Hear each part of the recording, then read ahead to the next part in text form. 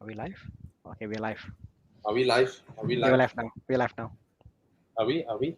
Yeah, yeah. Hey, Hey, Jiang, where's the intro? Hey. Huh? Huh? What is Jiang doing? Mime.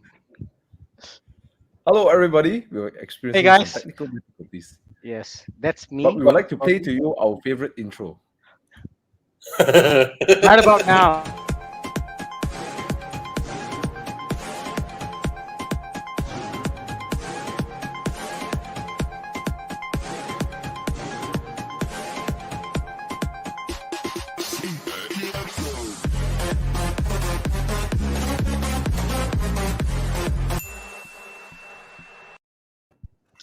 Hello, Bobby. Everybody. Yo, yo. How's Penang, bro? I just arrived today, and now I'm at the business center of Plaza Sayang Hotel. So I'll ask you, where got behind there got images hotel, all. bro. My favorite hotel in it's- Penang. Is eerily quiet, Yeah, nobody goes to resort to do business, bro. bro. I'm at the wing of the building, right, that has absolutely nobody around. I The know I've entire visited wing. Plaza Sayang so many times. I've never been to the business center. Yeah. Bro, the entire wing is empty, and I'm in there in a certain room. Well, at least if something happens to you, Bobby, we've got live video to tell you what happened. We got proof what happened to dear Bobby.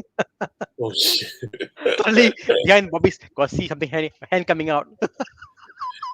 Woi! Don't like that. Wait, don't wait. Hey guys, thanks for joining us. We've got some people saying hi to us. Can we say hi to them, Bobby? Hey. Hello. Let's go Alright. through.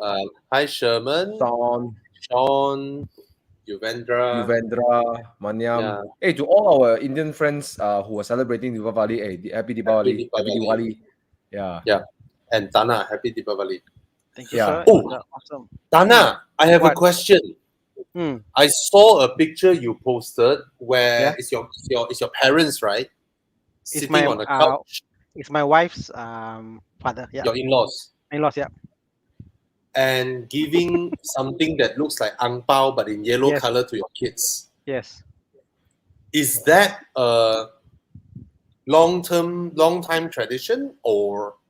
See, in Malaysia, I think they're giving ampao in a money packet form. It's I think because the Chinese culture is there, we kind of Yeah. assimilate it and we do it. But Yeah. in India, Yes. they will give like clothes, something or a gift, or they give sweets and all that, like, no. But in Malaysia, it's been transformed to like ampao lah, basically. And the best part is when the kids come and ask us, they ask, "Where's my ampao?" So Indian kids around the house, "Where's my ampao?" So it's like I'm thinking about this. How many years ago has gone through? The Malaysians and Indian have said like kids say, "Where's my ampao?" Like, it is, bro. You Chinese people has infiltrated us. I have a tip. You know, ang pao, the ang, right? Yeah. Ang means red. Red, Oh. yeah. It's not even So, red. so if you are giving yellow one, you call it ong pao. You know. This year, my wife, and my sister had a debate. He said, hey, how can what to call because I think people don't get offended by this, kid. So one of my relatives came and gave the packets, and the packet they gave was also yellow. So Maybank had two yellow packets. One was this and that, and I said, hey, how come this Hari Raya? So they said, hey, how can Maybank is the same one, the same packet, same design? He was back Hari Raya. They said not fair. And then my sister was saying, Chinese got red, and then the Indians must use like purple or yellow, or orange, The Malays should use green, Why they use our color? So they had a big debate about what color was the race. I was like, seriously. And then now you tell me ampao is a red packet. It's even more funnier because the Malays also give ampao, Yes, it's green, right? Yeah, but they also say, "Eh, mana ampau saya." They also say ampau the word. Oh, this is epic, man. This is epic.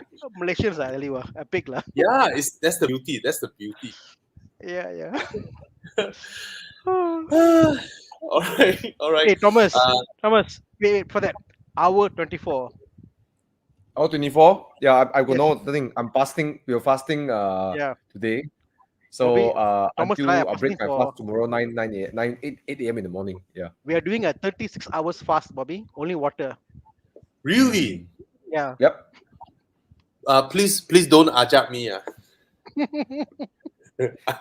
I like my food. Right, man. So what's on today? What's on today, bro? Okay. Let's do Yes. this. Okay. Oh my God. Today is about today is a day where anyone who wants to buy BMW. Oh man. Oh man, Thomas is started lah. lagging. Oh, this is where the hand behind Bobby will come, is it? No, I think it's Something the early.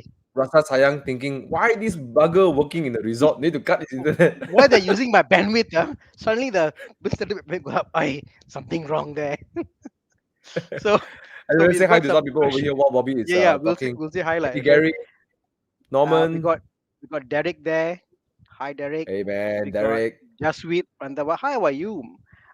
We got Rain Rohit. Hey Yeah. hi. We got Wong I'm here. sorry. I'm sorry. I'm back. Fine. We thought a ghost caught you, Bobby, but you're back. You're still here, so we're happy. Hey, okay, back. So what's the topic No, today, I was bro? You say how much using. you cut. Oh shit! This is slow. Oh my god. Like, wait, am I very laggy? I am, right? It was for a while. You Then are. we Oh came back. no! Oh no!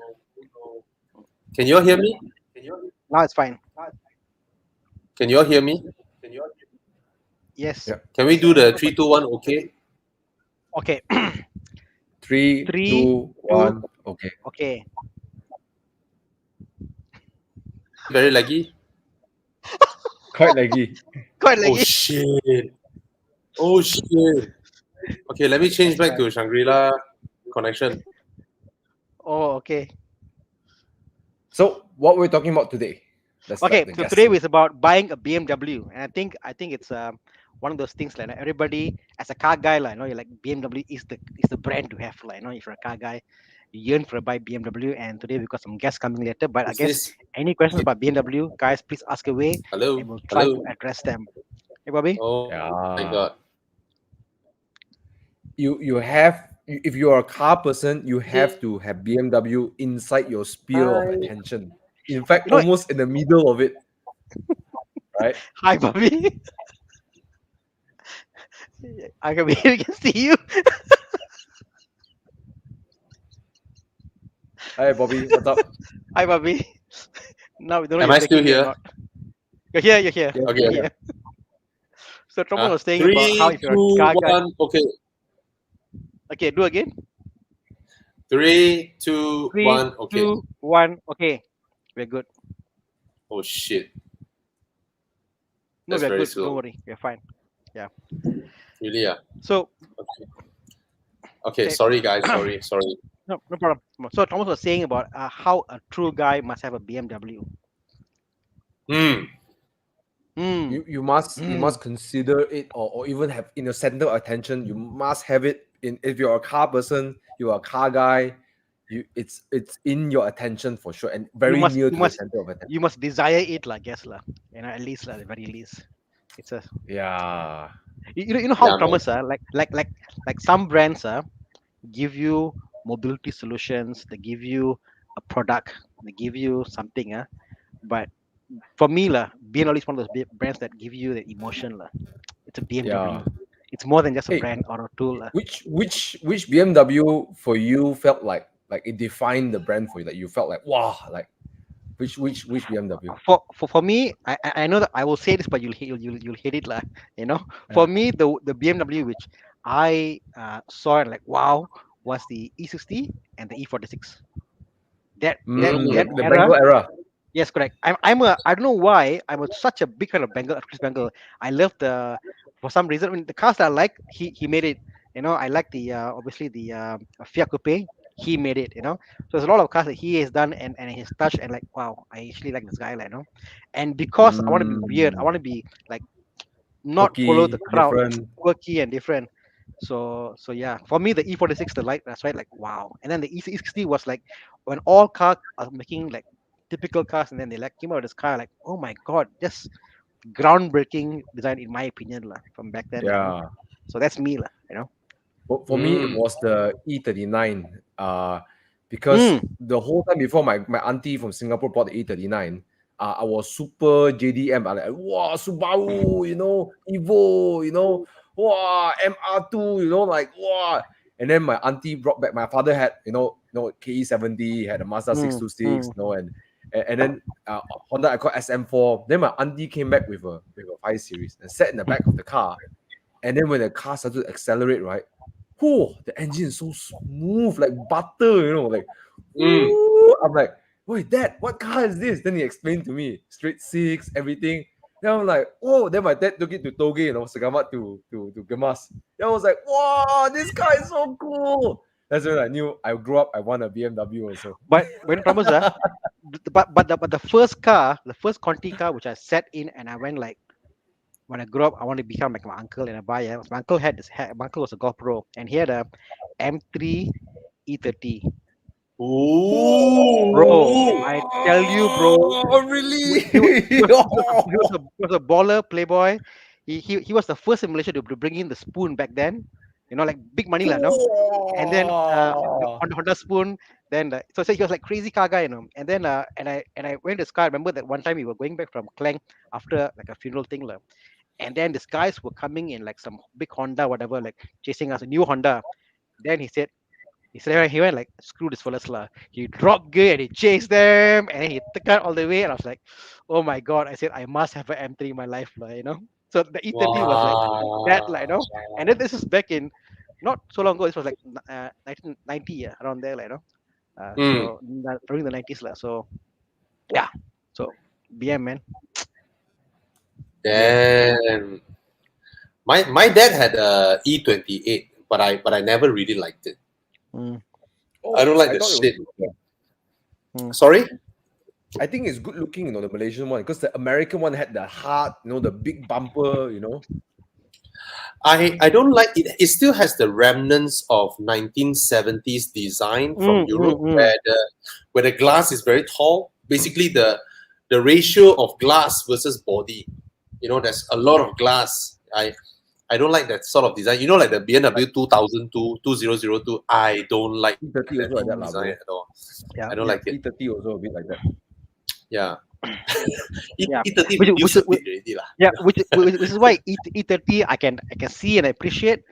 I myself to buy it, I'm like, Mm. not really lah. No, not my thing lah. Bro, you haven't driven my No, E30. Cannot I'm say sure. this. Okay, I'll drive it and I'll do it. But I'm a person who I'm driven aesthetically. I must see the car. I'm like, oh my god, that's a beautiful BM, Look And at for me, Space Now. My first BMW was a 318i. I hope it was who's that? E30. Who's that? For me, Who's the that? design that caught my attention is the E36 back then. Oh, The E36. It was the first time they put a glass in front of the roundel. The two roundels is the first time they put a glass in front. correct. I So I find that was that so was the smitten most. by that. I find that's the most. I mean, even now when I look at all the 3 Series, that's the most masculine looking, in my opinion, lah. Mm. The most masculine looking 3 Series is the E36. The proportions of the car make it look bigger than it is. On pictures, it looks big. And then on real life, you're like, hey, the car is not very big. But then Correct. on pictures, it looks I big think because of the E36 proportion. is quite a big leap in the design language of E30 Oh, actually, yeah. for the BMW 3 Oh, Series. yes. I think they did it very well. I think it's very handsome, looks Yeah. very well, Mm. and I don't know about the sales in the era, but I think it did very, very well, that the E36. Actually, every BMW proportion can only trace back to E36 and not further. Oh. You look at E30, right? E30 proportion, right, doesn't fit the Mm. current BMW one. But the E36 proportion, the long hood, the short back, and then the body line that slightly goes up one, every single BMW from there onwards has this proportion. Mm. But I guess they also create the whole genre of this, like sedan, that sporty sedan is by Daimler. This was Yeah, like yeah. their invention, like, through. Mm, And I always appreciate BMW for being honest, lah. Of all the cars, they're very honest in that segment of 33 series, because it's always been mm. that sportier sedan. That's been true to that, lah. Ah, So and and of course the one that made me fell in love is the F06 lah.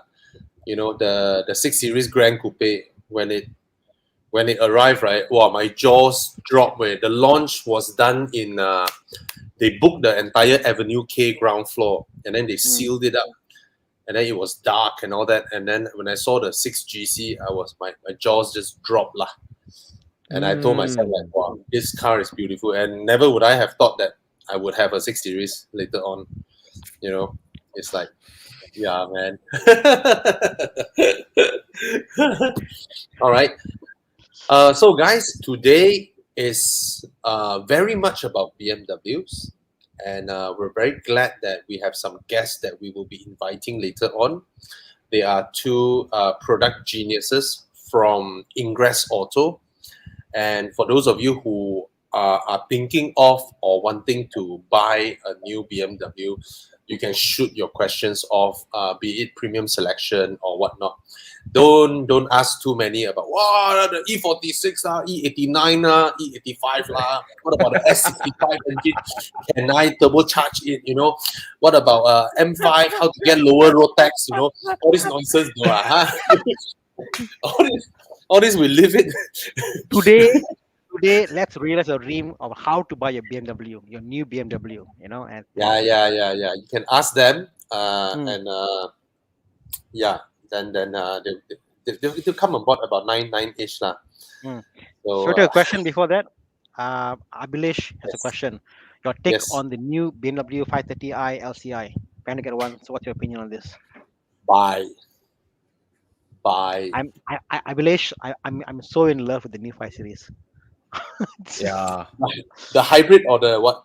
I mean, I drove This I, this I, obviously I this drove the the hybrid. petrol. I'm not sure Yeah. the 530i how is it, but just the ride comfort, how it is. Okay, I've The never whole driven the package. LCI, but Mm, based on driving the 530e, mm, the suspension setup is yeah. Yeah, man. yeah. Yeah, man. You know what I love about this car? Okay, I speak Mm, from a Mm, spirited driver point of view. When mm. yeah. when the more G-force you inflict on the car, the more the car sits into the corner. Oh yes. Yes. It's like I most cars they try to be stiff, right? So when you go in the corner, they go like this, right? But mm, the 5 Series, right, for being there's a 1.8 ton car, right? When you inflict more G-force, the car sit and sit and sit. You're like, whoa, so much confidence. Thomas, Lovely. I felt as if the car was shrinking smaller and smaller as faster I go. The more Yes. faster, more harder I go, the more harder I drive. Became smaller and smaller. Like, hey, this is a small car, a big car. It's like it's 1.8 crazy. ton, bro. 1.8 ton. And you're like, 1.8 It's ton. crazy. Hey, Yeah. 1.8 ton. The 530e is something else, like. But Bobby, the 530e and the 530i, Yeah.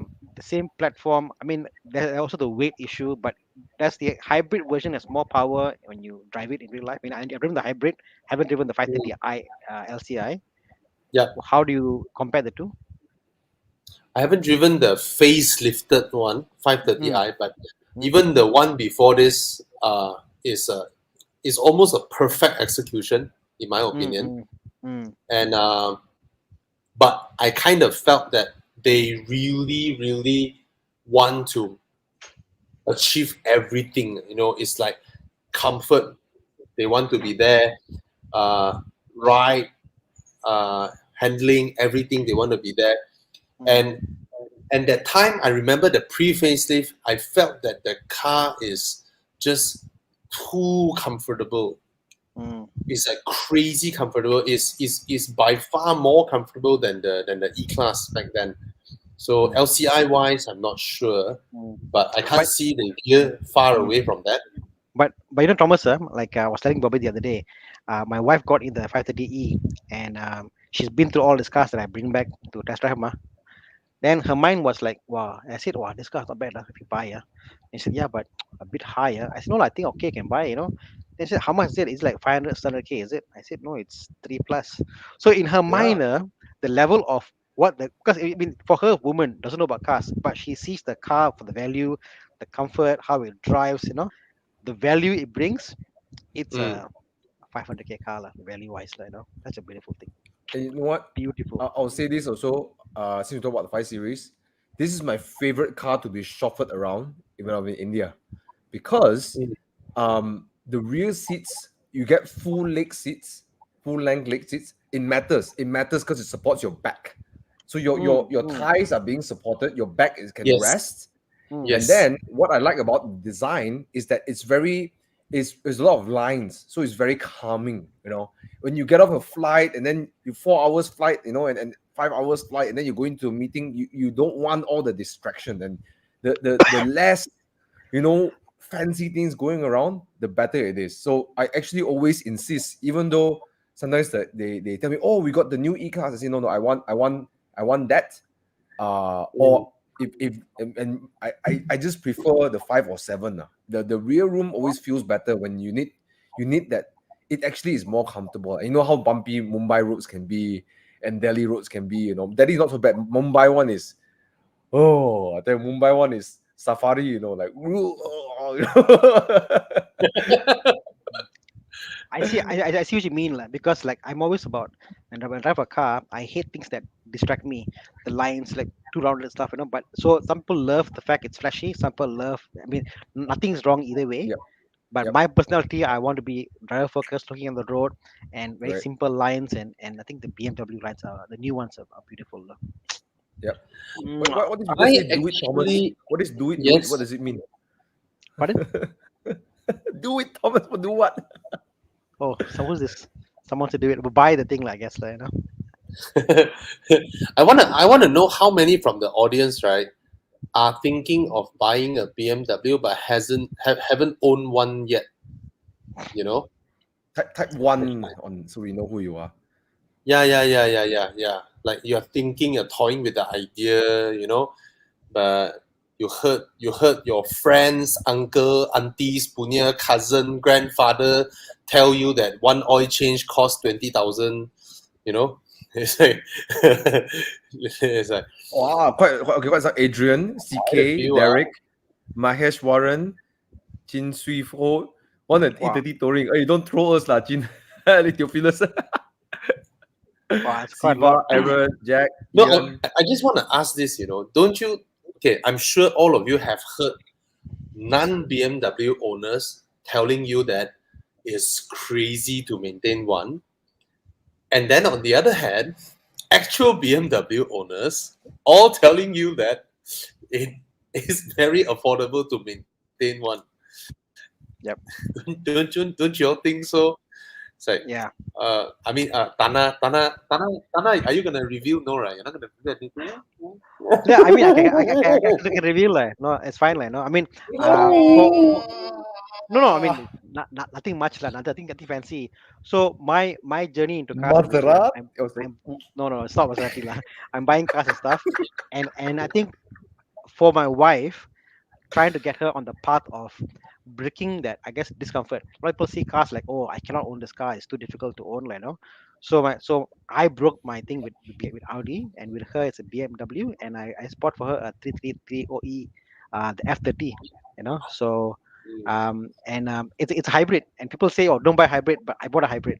I bought a 3 series hybrid, and I think that of all the hybrid, this is me from a hybrid guy saying, of all the hybrid manufacturers, I think BMW is one of the hybrid manufacturers that are very invested. They invested in hybrid technology for the near, like 10, 15 years. I mean, you can see that, because if not, they won't keep the current model in hybrid, and they're selling it, So that gives me assurance, to say what I can buy the F30 T3OE, and I bought it. Still under warranty though, under warranty up to middle of this month. And my wife is now like coming out of the shell, like, okay, trying a BMW, So yeah, so I'm all about pushing your boundaries of what you can and cannot buy. And she coming from Almera to a BMW, for those who are listening. So even if you own an Almera, you know what, next car can be a BMW. Nice, nice. So she went from Almera to BMW. Myvi, Almera, BMW. Ah. Good job, Oh. And then a month ago, we have a friend from Myvi to M5. Oh, really? Yeah. Oh, But yeah, yeah, wait. The best part, Bobby. The best part. Yesterday, we're driving back from Genting, and she said, Mm. she saw okay, I shouldn't say no comparators, but she saw the GLC. It's like, I think the X6 looks better. I was like, what? I said, yeah, I think it looks better, very sharp, it's bigger and nicer. The X6 is quite nicer. So I was like, I'm very proud. My wife now talking about cars and models and how the shape looks like, So Mm. becoming a car Wow. person. So yes, there you go. Uh, my Trident is on the way. I find it's on the way. Everything is step by step. You must do one at a time. You know, Trident, I'm, I bro, is Trident on the way. Actually, Tana, I suspect, mm, right? You wanted the BMW for yourself, but then you tell the wife for you, so no, you no, open another no, opportunity for yourself. no. I this is everything I talk to her. It's your car. I told her that I won't drive this car. This is your car. I've got my Bobby, Porsche and my other cars. there's no use saying So this this is her now car. because we are recorded, we are live, and any of these can be evidence against Tana. So if you Oh, want to find out Oh, what he's really thinking, we're taking out to having a beer, then we ask him what is his strategy. no. Right? You follow Nas, right? Strategy, conquer, fight, right? Strategy. The strategy is opening her mind to other cars, and I think a lot of people out there Ah. who So are, if who I are can watching open this. up to BMW, the Trident also can come lah. Yes, definitely. Because see, husband and wife, but like a lot of you out there who are watching this show now, when you ask them to buy a car, they say, "Oh, my wife doesn't love me, my mother doesn't love me, or parents." yeah. But why? Because they haven't experienced yet. The only way to do is experience it, and once you're there, and you're like, actually, not so bad. It's not that bad to maintain and look after. But it begins with breaking that boundary, lah, and that barrier of your mental thought. So that's why wait for that. So yes, Thomas. Nice. There'll be an Italian V8 in my garage one day soon. Tana, you saw the pictures, right? Our team today went and checked out the car for you. I saw. I like why? Maserati Grand Cabrio. This is Yeah. how this is how much we love you. Why were they there? Why were they there? Yeah, I do not know anything about it until I saw the pictures. So Yeah, we'll yeah. have to interrogate Chiang, HP, and Brian What the hell they later were on. doing? All Okay, right. shall I bring our guest Yeah. in?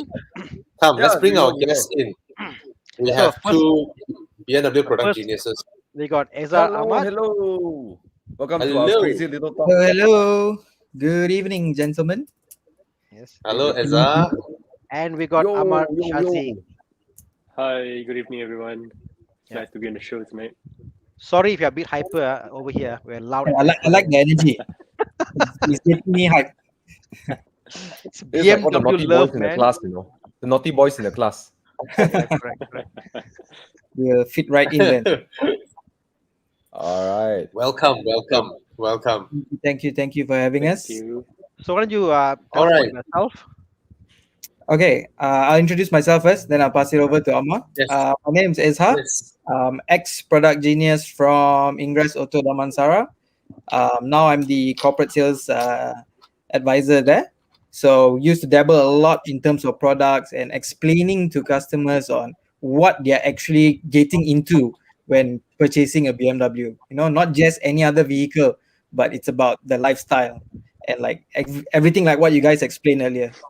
So yeah, that was a pretty fun time to be a product genius. So I'll pass it to Amma. Hey, yeah, my name's Ammar. So I do what is I used to do. I just joined this year in January. So if there's any questions you guys like to ask, feel free to ask me over the live show. And you can also drop by at our showroom. Just look for me or my colleague named Zarif. We are both product geniuses in Ingress Damansara. So feel free to ask us anything. I have a question. Even if I'm not Yeah. buying a BM now, can I come and see you all to talk to the product genius and get to I know think- about BMW?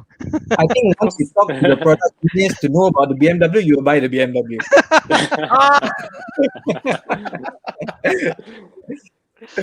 That's why they're called Awesome. genius, bro. They're genius. They can turn an inquiry into a sale. Bahaya. Racun itu benar. But yeah, actually the whole reason why we have product geniuses is to give the customers a stress-free environment where we're not pushing on the sale, but we want to educate the customers on what they're actually getting into when you are looking into BMW, not just the looks, but the technology behind it, actually experiencing the drive feel of the car. Yeah. Normally when people come to you, I guess what's the most common question non-Conti owners come? And this is because I think like a lot of them come from Japanese cars. They're like, Yeah. you know what, I've come to a point in life, I want to go to a Continental car, and their first car is like, I want to get a BMW. What is the first thing normally they'll ask you about? Or maybe You it's guys weird, actually covered that earlier, the maintenance part of it. the maintenance part lah. Yeah, they're like, oh, it's Yeah. very expensive, right? To like, maintain a BMW. We're like, actually, no, it's 5 years or 100,000 Free. kilometers free service. Free service. Yeah, and then they still don't believe you. Like, huh? Free? Yeah, It's a lot of old stigmas, lah. Let's put it. yeah. This way. Mm. Yeah. And Hey, even there's some after questions from the warranty, audience. Do the warranties are not that bad also. Yeah, Yep. that's So So do you go to questions first, that's or how? okay. We can take one from Carlson. Any And Eric pure and Eric excellence M Sport?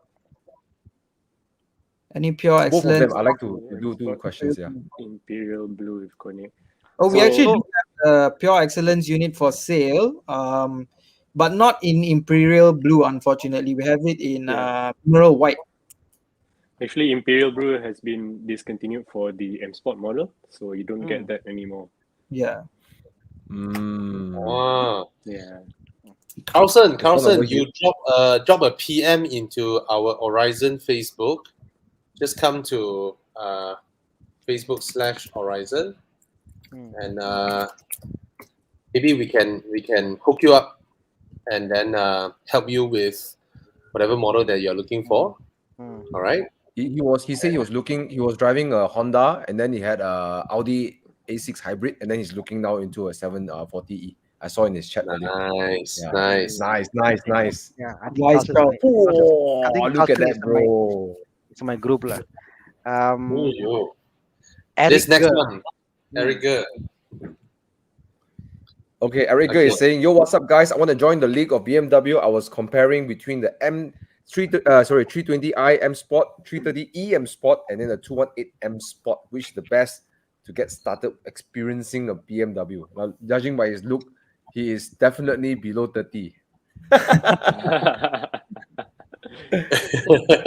Well, to answer your question, it really depends on what you want, how you use the car exactly. If you start with the 218, of course, that's the entry point to BMW cars. But of course, the bread and butter of BMW is the well-known 3 Series range. So these car prices are within the same range. They're not too big of a difference in price, especially in our year-end offerings this time. You can know more later. We'll explain to you on our upcoming event this weekend. So, Eza, do you have anything you want to say about this? I think what do you you think about? pretty much covered it, but it boils down to what type of usage you're going for. If you're looking for a very comfortable daily driver, you can't go wrong with a 320i. You want to save the environment, go the hybrid route. You save fuel, less CO2 emissions, but don't get the hybrid wrong for being just fully economical. It's very punchy as well. Yep. Looking at 420 Newton meters of torque right there. Yep. So I mean, for me, I think the hybrid delivers something very unique. People say don't buy hybrid. I bought a hybrid. I bought an Asus hybrid. Now I bought a 330 hybrid. I just find that it's something you can't get in any other drivetrain. Yeah. Once you're into it, you're like, I need that hybrid Yeah. talk in my life. It's just something different altogether. completely agree with what you have to say. Very modern. we Like, have very modern. customers- we have some customers, once they've driven a hybrid, like, I cannot go back to a standard combustion engine. I need that instant torque that a hybrid delivers. Yeah, it's very Yeah, addictive. I Seamless lah. almost It don't feels mind the seamless. sound. I don't mind anything else, but that's the internal talk. Like you pump it, it goes. Yep. It just pulls. It's fantastic. Yeah. I love it. It's But I very guess easy. But I guess Yeah. question now, this question is like, what do you define as the BMW experience for you personally? For me, it's okay. I'll give you a little bit of backstory. Before being a product genius, I had not much. I've been a car person, but I had not much experience with the brand. So when I actually got into the program, test driving the cars and feeling it, exploring it, that's when you realize, oh wow, this is really something else. The way it drives, the power delivery, the handling, and it doesn't stop there. But the whole iDrive system on its own is quite a technological marvel, lah, if you ask me. Yeah, and to top that up, BMW has the My BMW app inside. It's actually a connected services that it's based on subscription-based service, and there's a lot of things that you can do with the app, like locking your car remotely wherever you are, checking on the car status, even a vehicle finder inside the car. So especially like since we're talking about hybrid cars, you can even turn on the full air conditioning system right through your phone via the app. So I think it's really handy. Wow. Did you know that, Anna? And I think you mentioned about the lifestyle effect. I think that the things like your card, the access card to unlock the car, those are important things because you want to have a lifestyle and you want to go do outdoor activities. Having that card in your pocket and not the key are important. Like the whole ecosystem is, I think it's there with the BMW. So yeah, it's fantastic. Yeah. You And know? there's even the BMW Digital Key. Have you guys ever heard of it before? Yep. Oh, with the phone, right?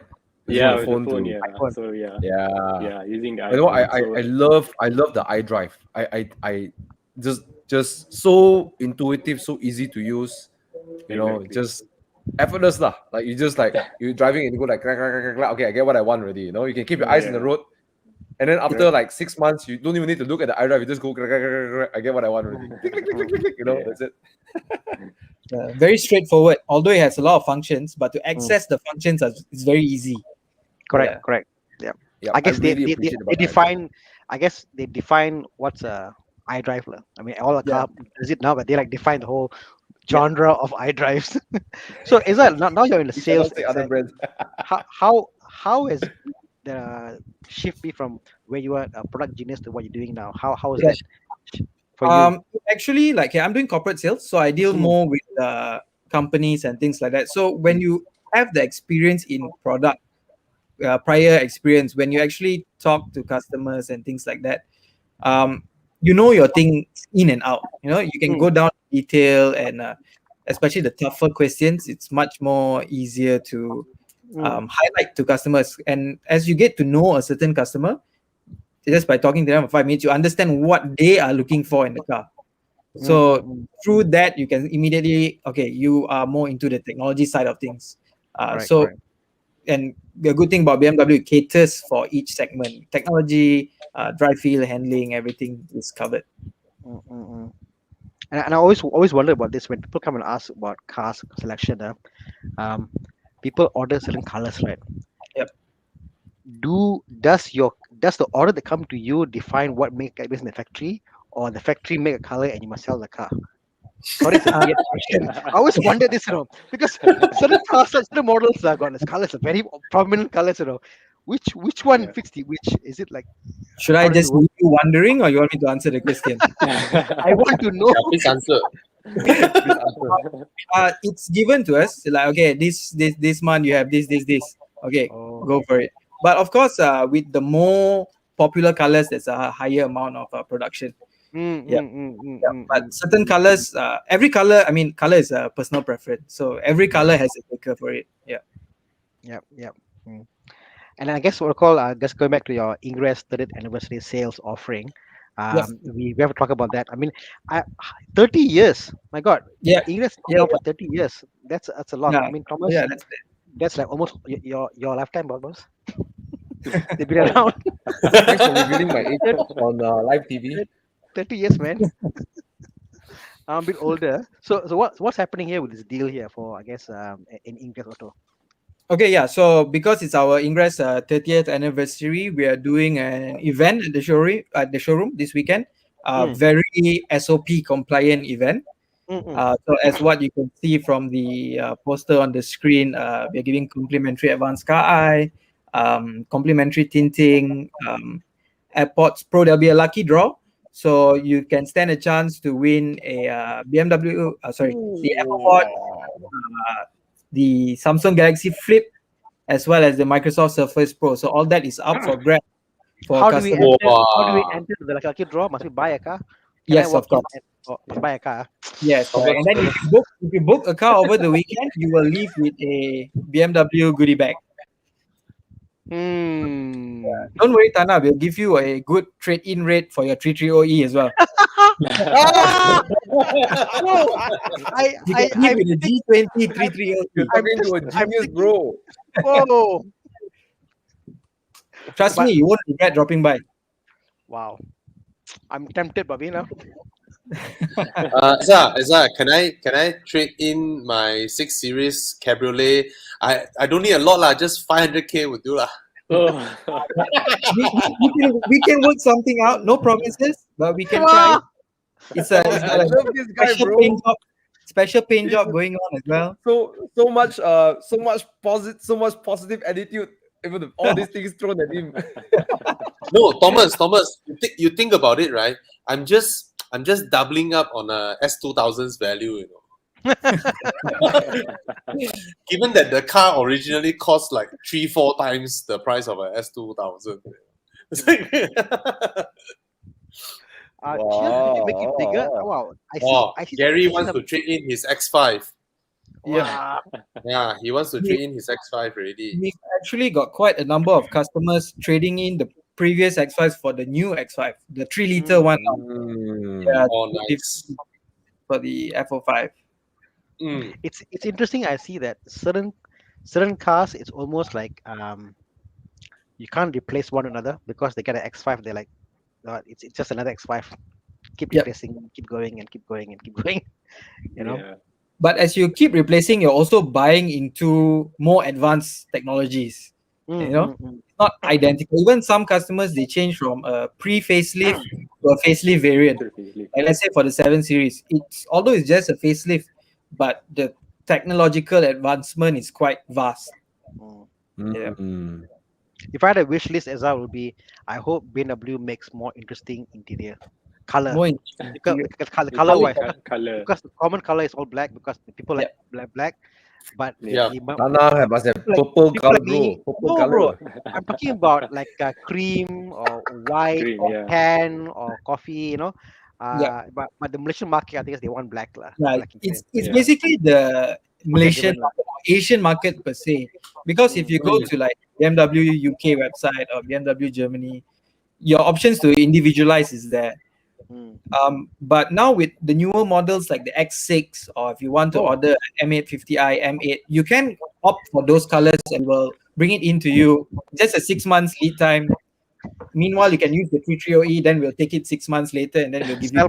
sell my kidney and then Tana, then I get two kidney. Sell my kidney to buy a kidney. How is that, man? If the I have a question. If someone, sorry, I've been lagging just now. Can you all hear me? Okay, right? Yep. Yeah. Totally fine. All right. If someone really want to customize their own interior color specs and all that, right? Regardless of the price, you all can order it in for him, right? CBU. Yep. If the model is being offered, feel free. Like CBU models, you are open to all options, interior, exterior options. If BMW offers it, you can spec it. CBU lah. And the BMW individual, you know, the customization division, right? Right. Does it go all the way down even to like 2 Series or 3 Series? No. No, right? That one is It's like 7, X7, more on the higher I end see. GKL segment and above. Understand. etc. Yeah. Those cost a bomb, right? Depends. Yeah. Like a certain paint job will be an additional 7,000 to 8,000 ringgit, subject to the color of choice. Yeah. Like the bad. iX40, the new iX being launched, you can spec the Aventurine Red for about 7,000 to 8,000 ringgit. It's not that much if you Ooh. look into the scale of You it. can Yeah. even play around with the interior options. You can get the really. I think you guys have seen the red leather interior option. So that's an option of about 21,000. It's Nice. a totally Nice. different leather altogether. So yeah, Oh, it's lovely. supposed to be sustainable leather. Can I That ask about that's a- what's the story with the EV and how it's happening? What's the what's the inside secret? What's the it's story? I'm sorry if I'm hijacking this, but how is it happening with EV? Are we expecting something this year, next year with well, the incentives? the cars, the first batch of orders have already opened, and actually they're already fully booked. Wow. So customers, yeah, Wow. customers will receive their cars somewhere next year in March or April, around there. And we do have a number of orders ourselves by Ingress, and actually Yeah. we are already taking orders for the next batch. So all these Can they yeah, sorry. sorry, can they still place booking this weekend? They come for the Ingress 30th anniversary. Yes, definitely. Cool. Yeah. Ah. And it's interesting, Thomas. Even on the EV incentives, so like my friend booked before the whole announcement. Yeah. You know, so people actually, I mean, even before the announcement, They people are actually want the buying the EV. car. They want it. Yes, Yeah. yes, because Yeah. it's something new, like something very cutting edge, like. Yeah. So It's the those technology in the car. who Sorry? book Yeah. prior to the government announcement have the real upper hand, because the pricings have not been officially announced yet on the reduction, but Yep. they book the full price. So yeah, they're on the winning side of things, Why is that? Mm. because there will be a reduction in the excise duty and things like that. Okay, sure. Yeah. Wow. I think people are going to buy electric cars like hot cakes, man, especially I- after the I- recent announcement. So really yeah. tax free, really tax free. Supposedly, yes, we are waiting on official pricing, Mm. but by the looks of it, yes. My Really? What's the God, ballpark figure? Mind if I ask? Yeah. Ballpark figure, let's say for what's the ballpark iX3. after it's tax free? Give us the highest lah, so we over deliver, under promise. Under promise, over deliver. You know. I think you're looking at the high 300s, Damn. 300s for the iX40. Yeah, I think it's Wow. a deal if you ask me. Hey, Yeah, Tana, if you guys Tana, don't know. Tana, I can see you in that car, bro. Started lah. Every car you see lah. Okay, you drive the 330E until the Bro. car arrives, then you trade in for this car. Yep, we can work something out. It's how we give you the Everything best can work deal, out. Tana. Everything can work out. Of course, Everything can work out. everything can be worked out in life. So yeah, we like to But- disturb Tana but- sometimes. Yeah, We all like to disturb but him. the whole EV thing does intrigue me lah. I will definitely get an EV next year. You know, it's something that's in my mind. Ooh. Some EV lah. I don't care what lah. It must be. I must touch the whole EV and feel that whole technology. But yeah, fantastic, man. To Yeah, be able to I- get your car next year, Tana, you have to book it with us already. You have to book it this year. Ah, Well, now I know there's a product genius in the English Auto. I Yeah. can go and ask the questions I want, and I think that's very important because I think people go and buy BMWs and they buy based on looks, but not necessarily on what they actually need lah. And I think that's the difficult part. Like when we review cars, we review for a day or two. We got some sort of feel of how it will fit our lifestyle because like I take my family out, my kids out, I have my kids, so I have a sense of how it works or doesn't work and where it'll work. But people don't know, and that's why we want to talk to people like you to understand. Like, okay, this is my lifestyle, and you say like, Yeah. for you, I correct. think this is fantastic. Yeah. You know, Yeah. seafood spoken. Oh, we have a question here from our Mr. Average Savings. how to decipher the current BMW nomenclature? Yeah, the nomenclature. nomenclature. My English not so power. Sorry, I don't know what that means. So like now you've got the 330i and 330e, and before the 330 means it's 3.0, but now the 330i is actually a 2.0 engine, and the Right, iX40. So what is the whole logic behind the current nomenclature behind the BMW? Oh, I What it think the numbers is leaning more towards the output that is being generated by the car. So although both let's say a 320i and a 330i both are 2-liter engines, but one is about 184 horsepower and the other one is 258 horsepower. So if you label it both a 320i, nobody's gonna understand, which one am I buying. So the 320i would be what a 330i used to be in a 3-liter guys back in the day. But isn't what the 330i is being okay? The 330i today is more powerful than the old 330i. Correct. Yeah. But the 320i today is also more powerful than the 320i back then. Yeah. it's a So, step up. so why don't call it like if it's 258 like 358 or something like that? Yeah, Bro, I guess that would just confuse things even more. Just joking. But yeah, but they confronted the I feng shui guess people. It doesn't work already. yeah, I understand.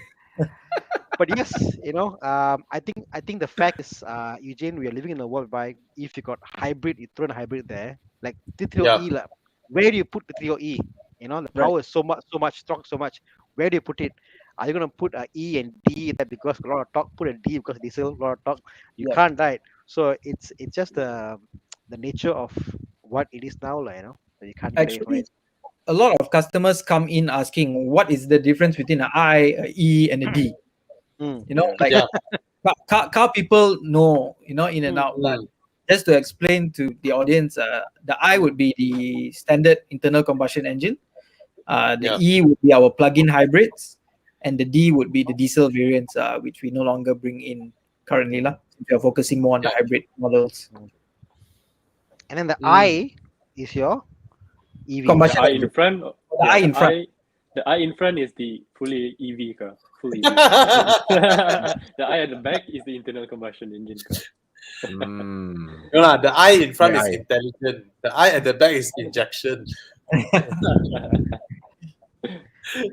Well, I guess then I8.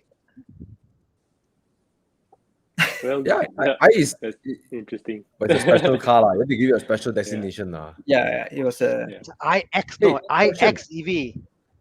Question, because I know some guys here, I see the comments, someone asking about I.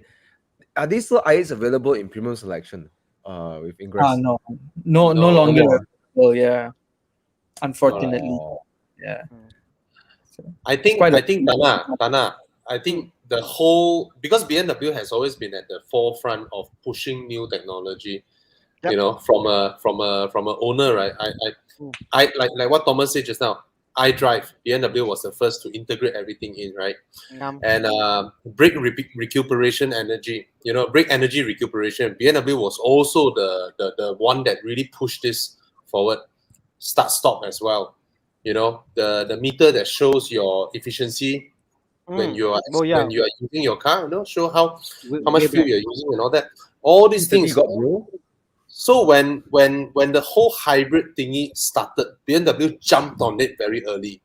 And premium brand, they market their stuffs, everything they need to coin a name to it. But as technology is finding, when you are at the forefront, right, you are finding your way, circumnavigating around how it goes. So how many here remember active hybrid? The active hybrids, right? And they play, and then there was a time where they have the S drive with the X drive. Rear wheel drive means S drive. 4-wheel drive means X drive. So I think they were finding their way, lah. But of course, as we follow them along during this transition period, we were scratching our head, lah. Hey, what's going on? I want to ask one thing to Amar. Are all BMWs now still getting 5-year maintenance free, or yes, what? That's right. Still, so all the cars get the 5-year unlimited mileage warranty, and for the service included inside the price, we also give the 5 years or 100,000 kilometer free service. So this service covers your basically everything, your parts, your labor, anything you need to change except for your wear and tear, which are your tires, brake pad, brake discs, and also your wipers. All right. What about M cars? Are there differences? They're also the same, so don't have to worry about it. So we can answer him. Maintenance is free. A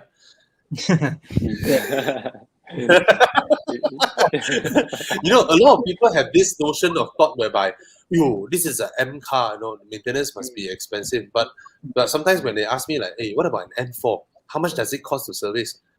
I'm like, if you are within, if it's a new car, then of course it's free. But then given that it's a 3-liter car, likely you're gonna use 6 or 7 liter of More oil. engine oil, and then your oil filter, not much. I mean, how much would it cost? Let's say someone that is out of the warranty, and then they bring back an M4 and then come to your place to do an oil change only. Do you all have a rough idea how much it costs for an M4, like 3-liter? Unable to gauge on that. Yeah, Oh, that's just an it. oil change. I know for a non-M car, let's say like a 3 Series. The 3 Series, a normal oil change, you're looking at about 700 to 800, which is, yeah. I For tell you, BMW, a lot of people thought, oh, it must cost like 3,000-4,000 to do an Oh, oil yeah, change. yeah. They always Yeah. have this impression. Also, Bobby, I think that people have this conception that quantity cars are out to get you, and I think I will say from experience this reverse. Like I have a Japanese car, and I had a now a BMW under warranty. So under warranty, we send for before the claim ends, and we just say, okay, please check and see. They Yeah. went through hell and back lah, everything, and they said, okay, we help you to claim. This sounds like lebih kurang, we help you to claim warranty before the claim ends. So there is a pure intention by BMW itself to make sure the customer walks away with good experience while under warranty. They make sure Yeah. they don't want people to come back with bad experience because they want them to buy another BMW. So I think that as long as you're doing with them, discussing with them, there is a good intention. That's important. Whereas the Japanese car that I spoke about, I would say brands like So my wife and my the one bought at the same time. So this one no problem.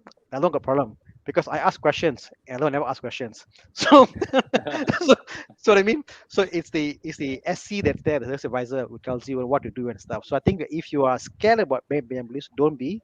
The first 5 years is like totally maintenance free. They'll take care of you, and towards the end also they make sure the cars are, claim for and make sure everything is done and give you a proper car at the end of the 5-year period, like. So people say, Yeah. people say, 5 years the car will break down, everything will go, everything will burn, and the car will just become a dust. It doesn't happen. Doesn't happen. because there's this thing called the end of warranty check, where they will actually go through the car with you and will assist you, not to like stop you from claiming things, but Yep. to assist you to claim How to things, to claim. make sure the car is like Yeah. in proper order at the end of your warranty period. Yeah. Hey, And that's I think part of the relationship you build with people like Ingress Auto. You build a relationship with them, and then they'll help you out. Just wanna say, Eric, who's the asking about 330i, 330e, and then 218i. He says setting his eyes on 330e now. Hey, come along to this Saturday. Might bump into you, right? Actually, the 330E very minimal production this year due to the MCO and things like that. So I think we only have last 2 units left for the year. It's been selling like hotcakes. So we only got 2 units left. It's like a chip shortage, and is it? Some that they focus on certain models of production this year. I see. Yeah. Yeah. So I know. product. I've seen in the forum for the 330E people, it's like hotcake. Like everybody say like, where's this mine I want to get? So yes, it's people are just it's a waiting hot for item. that. Yeah, it's a hot item this year. There you go. That's my service manager's comment. Jack Lee. M car. M car 1,001 M cars. for looking at the car. service. Nice Hey, car, Jack. this is a performance car, kind of, and then you're paying that kind of service, bro. Yeah. Yeah. And It's a you know what I like? performance car. You know what I like about you service? must remember. A lot of people they'll go for the cheapest service possible. I go for the most proper service possible because that's when they see the cars, any issue that is there, they'll check for you. So service is a opportunity to window to your car's future problems. So don't skimp on absolutely. servicing. Let's get the best Absolutely. possible service. There's some people, they know what they say. If I don't service, I won't know. If I don't see, nothing will happen. Hey, Iza, I have a question. Yep. I'm a new BMW owner. I'm a Right. family. Android Auto and Apple CarPlay on BMW. Yep. What's the story? Okay. So on your generation, just the F30 330E, right? Yep. Okay, so it's not available on the F30, but with the newer cars running on iDrive 7, so those cars are able to use Android Auto and Apple CarPlay, but it's a subscription fee you have to pay. It's a one-off payment. No wonder. No wonder it wasn't okay. One So more I see. payment. One-off So payment. it's actually called smartphone integration right now. It I hosts see, the I Apple see. CarPlay and also Android Auto inside see. inside the package. Yeah. So for one Okay. price, you get both. No wonder the test car I tried to plug in, it didn't work. Yeah, it's actually wireless. If the car has it, it's actually wireless. Yeah. Okay. You got to Mm. enable the feature. Okay. Yeah. Sean Ko, the maintenance really free. First 5 years only paid 1,000 plus for a blown charge pipe, 528i LCI here. The rest others all claim je. Before my parents bought the new car, we were quite skeptical of the 5 year warranty and free service. Ha ha. Yeah, So there that's you a go. very Look at common it, it's thing. a beautiful white color F10 over there. You can look at that. Mm. Yeah, Yeah. lovely. And charge pipes are a thing with BMW.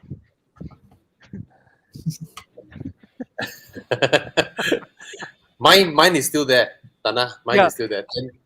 10 I mean, years car. all the ones I've heard were charge pipes are the ones that really trash the car, like really like maximum Yeah. mileage and all that stuff. Thomas Yap, Yes. all that. Oh, sorry, I mentioned your name. Sorry, yeah. Thomas. It's okay. It's okay. I will admit my M235i. When I first got it, I went Sepang and Tekan. My charge pipe burst. I remember the story. That's why. No, bro. My BMW guy told me, bro, your new charge don't tekan. Okay, don't tekan. Okay. Then I said, never mind. I tekan only. Then the second, third corner. But it's a simple fix. If they get a new car, it's under warranty. Yes. Yeah, They're not under warranty because we don't have that time I bought my M235i of second hand. Yeah. Right. Mm. Okay. Oh, Any more boy. questions? Interesting Much questions? fun. Okay. Let's see over here. You have any questions? But I guys? do Just let have us know. one BMW that was under warranty was my 1 Series, my 118i. Mm. So same thing. My turbo had issues. Sent over there. They diagnosed after 1 week, 2 weeks. Then they found the solution. Paid nothing. They solve it. No fast whatsoever lah. Yeah. Okay. Question. This is, I guess, about for fuel. So obviously on the flap it says Ron 95. Can you use Ron 95 on a BMW? of I think it's course. perfectly Yeah, I think- perfectly fine on. You're looking at your regular 3 Series, 5 Series, your X cars. Ron 95 is perfectly fine if you ask me. Yeah. It's All also our recommended. cars, Yeah, it's yeah, minimum our 90. demo cars run on the RON 95. So Say whatever again? you feel during the test drive, our demo cars, the test drive Oh, cars, okay. they run on RON Hmm. 95. So whatever you feel during the test drive, they're actually on RON 95. That's good to hear. actually- Yeah, you don't really feel the difference for our cars actually. I think especially now that petrols are now Euro 4M already, so it doesn't regardless of the RON, right? We have a cleaner petrol than before lah. Yeah. So this is a question about, I guess, the 320. So 330i Li and 330i, is it as harsh or more comfortable? Bobby, I have you haven't tried? driven this car. I want to drive the long wheelbase. I haven't driven it. Ezra, can we arrange one for Bobby? That one is also selling like hotcakes. We only got one last unit left. So we Really? all the customers who Yeah. have bought 330 Li have bought it without test driving it. But Wow. suspension setup, it's more like the 320i. It's much more pliant compared to the Nice. the 330i is much more performance oriented. But the 330 Li is very comfortable. What's the price again? The 330 Li? The 330 Li is 300,000. 300,000. Oh, on the dot. Yeah. flat 300. Yeah. And that's Nice. that's with the extended warranty, or is it with Yes. the Yes, it is. extended All, warranty? Okay. all BMW prices are with the warranty and service inclusive. Yeah. Mm. How about this one? Is the 330e more comfortable than the 330i since it has M adaptive suspension? That's a very interesting question, actually. Yeah, actually, the 330e has the adaptive M suspension versus the 330i's M Sport suspension. They do really differ in terms of performance. I would say the feeling of comfort is subjective. It really depends on how you drive and what kind of harshness you're used to. but I would say, in my opinion, yes, it does feel slightly more comfortable than the 330i. So the 330E before they had the M Sport and not M Sport, and even then it was, I guess, it was. How do you define the M Sport sessions? Is it just harsher or it's just tighter? Mm, well, it's a feeling that I don't really know how to describe it in words. Can you assist me to explain?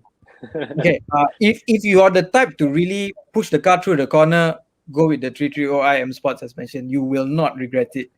Yeah, Mm, that pretty much sums it up for me. okay. With the 330e, the M Sport, the F30 330e, the suspension was a fixed M Sport, but it was still slightly more pliant than the G20 330i M Sport. Okay. Yeah, I love the suspension on the F30 generation 330E M Sport suspension. You know, it's so pliant, even though it's an M Sport. You know, Yeah. and then BMW just dial it to 11 in the in the new 330i way. Yeah. It's either I you think love it or you hate it. The, they the accidentally new. put an M3 suspension. Is it? It's like, oh, I mean, that one really. it was great for us to drive it, fantastic. But I'm going like, wow, this is a really proper driver's car for daily use. Yep, yep. Yeah. Yeah. I think like there is this notion that sometimes adaptive suspension is better, but I you got to remember when you have active setup, you have electronics, you have the even at the most harshest setting, it will not match a passive setup. Or it will a passive setup cannot write the same as an adaptive setup. And there's an advantage. It's always a mechanical advantage for adaptive. And I think for people like Azhar said, you want that little bit more. You want that more connected to the road. And passive suspension is always the way to go, lah. Yeah. You look at the performance models for a lot of cars. They actually go into one setup. Because it's just one, lah. Yeah. Push the limits. No, Yeah. we tell them a tip, Thomas. You want to play BMW slidey. The harder the suspension, the easier to do it. Yes. You wanna drive like a hooligan, like me, then you get the one with you want to the become massive like suspension. you want to become like commercial, Why is the car for you?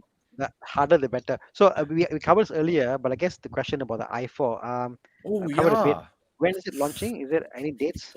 There's no Um, specific date, yeah. but yes, I think it's in the cards to be launched. Yeah, somewhere next year I, probably. I, I but can't we wait don't to drive know. it, Bobby. It's gonna be fantastic. Bro, when I first saw the i4, i4, I was like, whoa. Okay, the grill, right? I don't know. I love it. I love the i4. It just the silhouette. Wow. And then the time the launch color was gold color. Yeah. Oh, I look at it, it's like, you know. bro. I keep Thomas, seeing one comment. I keep seeing this comment.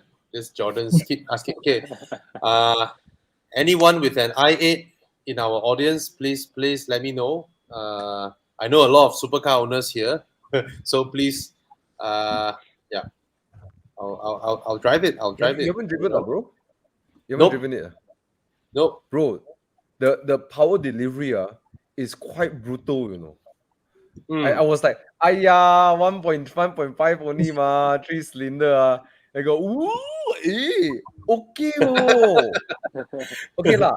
Granted, at the high speed, that means at 200, 180, 200 at the track, you're you talking feel to, that it's not. talking to But somebody who wants at the a legal V12. speed, you're Yeah. like, hey, your mind is like, and then the chassis, right? The chassis, the steering, like the You can BMW find magic lah. so many videos of the i8 out accelerating the AMG GT when the AMG GT came out. People were pitching it against each other, right? But not only that, what I love about the i8 is the way they tune the gearbox, the steering, the it's what I love about BMW lah. And I'm such a fanboy, but I really like how BMW weave things together. That's not the numbers on the paper, guys. Like when you look at the paper, like okay lah, this is 100 horsepower and stuff. But I think what makes BMW such an amazing cars is how they weave everything together. The electronics, the DSC, how it communicates. You can play with the car. It doesn't. Like all this fine tuning is what makes a great car. Don't look Like- at the specs. Like, Don't look at like the if they specs. had, Go and like they had experience it. if the option was there to make the car as quiet as possible, as not complicated and comfortable. It's like, no, the car has to be communicative. Even if you drive a 7 Series, for example, the 7 Series, when you drive it, it feels very so communicative compared to anything else you drive, you know. But I was kind of Mm. hoping BMW don't discontinue the i8. You know, they should continue push it a on with bit it. more. Even it's like even though I'm losing money, but for the sake of mankind, you know, I'm willing to lose more. I8M. You know, I8M. yeah, I want to see because BMW's all this while means huge cajoons. You know, like yeah, yeah. I want to see them continue that. You know, but we just have to wait. We just have to wait. You know, But the it's i8. impressive, It will lah. come. It is impressive. It Mm. took me off I, guard. I, caught me off I guard. was I almost feel that the world wasn't ready for i8. Yes. They were too early. They were too soon. They were too Early. soon. And that's about it. Nothing else, you know.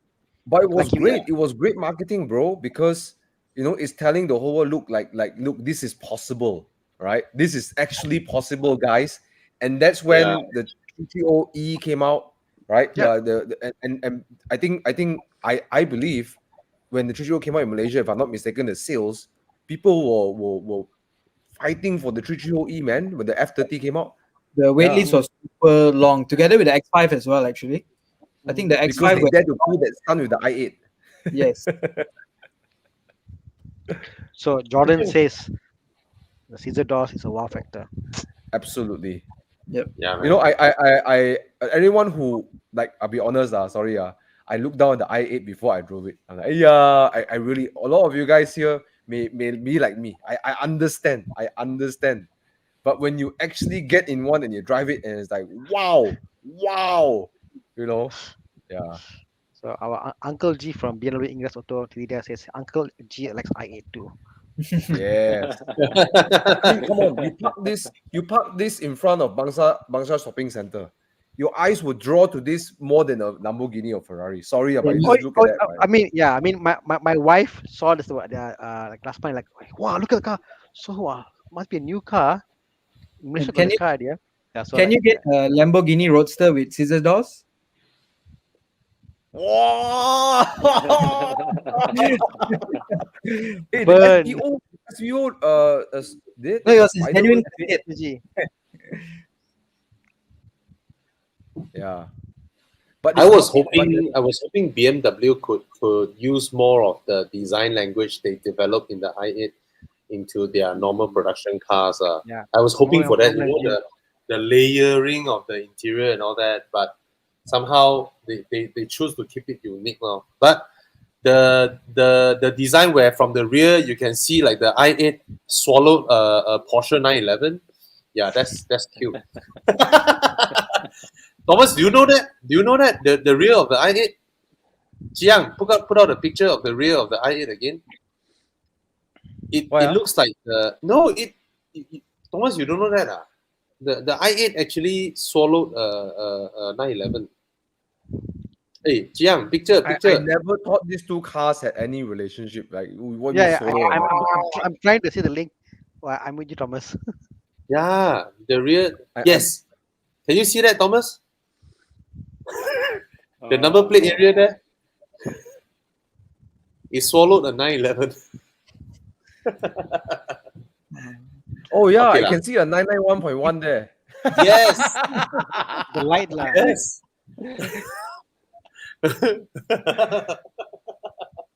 But man, it's a good looking car, and yeah. I thoroughly underestimated this car. And then when I drive it, I was like, man, this is I mean, just the way it performs too, and the way it drives is just like, wow. Yeah, don't Yeah, look at the man. numbers. Don't look at the numbers. Just a lot of BMW cars are the experience of driving it. They are really epic. Yeah. I mean, like if we we should just compare to other brands, but yeah, you're right. It's the numbers don't speak the volume for. No, we have to talk about this because I'm looking at it. no, again. I know Bobby, I know Bobby. Ezra is here and Amma is here, but sorry to hijack this a bit, but we're doing a car buying guide, okay? But Right.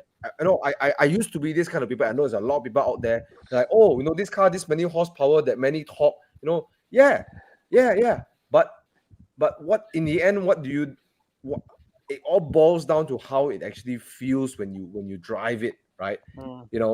So if you're looking to get a BMW, right, or you're thinking about it, you're toying with the idea, I seriously urge you, go and talk to some of the guys here at Ingress. Go and check it out. Go and experience it for yourself. The numbers is one thing, right? But the experience defines everything. Yeah, Yeah, and that's that's all why I I gotta think say. Yeah. people who hasn't Don't driven don't hybrid don't before. don't do this comparison by Yeah, yeah, my car this more power, that car more yeah, that power. and What like yeah, and Thomas, this is where I think people who haven't driven before a hybrid, please drive one. Yeah. People try yeah. to say, oh, hybrid problem. You know what? Yes, hybrid may not be around in 15 years, 20 years, maybe. I don't know. But Mm. today we have the ability to use hybrids, and I think it's a unique point in time for you to try hybrids. And to me personally, it's like nothing else. It's something very different, very unique. And you have it only now, Mm. and not the future, or And, the and past. So try yeah. it. And For, continuing for for that, me, I just want to say that what I yes, love Thomas. about BMWs is how they fine tune everything. The gear shifts, the automatic gearbox. I mean, you can get a ZF gearbox, fine, but how they fine tune it to the engine. Every model has different tuning to it. There's a different way of presenting the gearbox, and and that is why I feel it's so worth it. That package. It's just the Yep. tuning of it. You know The what, engineers guys? spend so much time doing it. Yeah, Like yeah. Thomas, everything that you said, right? Like what you love about your M235i, and then we talk about what are the driving experiences of the 5 Series and all that. And then I say that it's too comfortable, very, very comfortable. Now that I think about it, right, over the past 5 years, may I say, or 3 years, the most BMW car that I've driven in their new lineup is actually the 330i. Even though the suspension is really sporty, but it carries the very essence of what they were and what made them famous. It's actually the 330i. It sacrifices that little much comfort, but it's because it wants you to know what they are made for and Yes. how they were. Yes, I can ferry passengers in my car. Yes, I have 4 doors, but I am a BMW, Yeah. It's and it's this not is what I do. it's not just what it does, but how it does it, the brand, what it makes you Yes, feel. I mean, yes. my son, and I think Mm, you also saw the video, right? My mm. son. Okay, I'm an Audi guy, I drive Audi and all that stuff. My son got in the car. I said, "What car is this?" BMW. So what car you like? He want BMW. So some kids are just like drawn to it. There is a Hey, romantic idea about the brand, lah. So to continue Bobby's Ang's case in point, Mercedes 190E and then E30, right? okay. Yeah. E30 sacrifices the right comfort, and you got this 4-door sedan, and then I you can started drive it like a sports car, like. What I'm trying to say is this: imagine the old E30 or E36 if BMW made them very comfortable, Mm. right? Oh yeah. Very soft, Mm. long wheelbase. These cars wouldn't have pushed the brand to that kind of legendary status amongst Yep.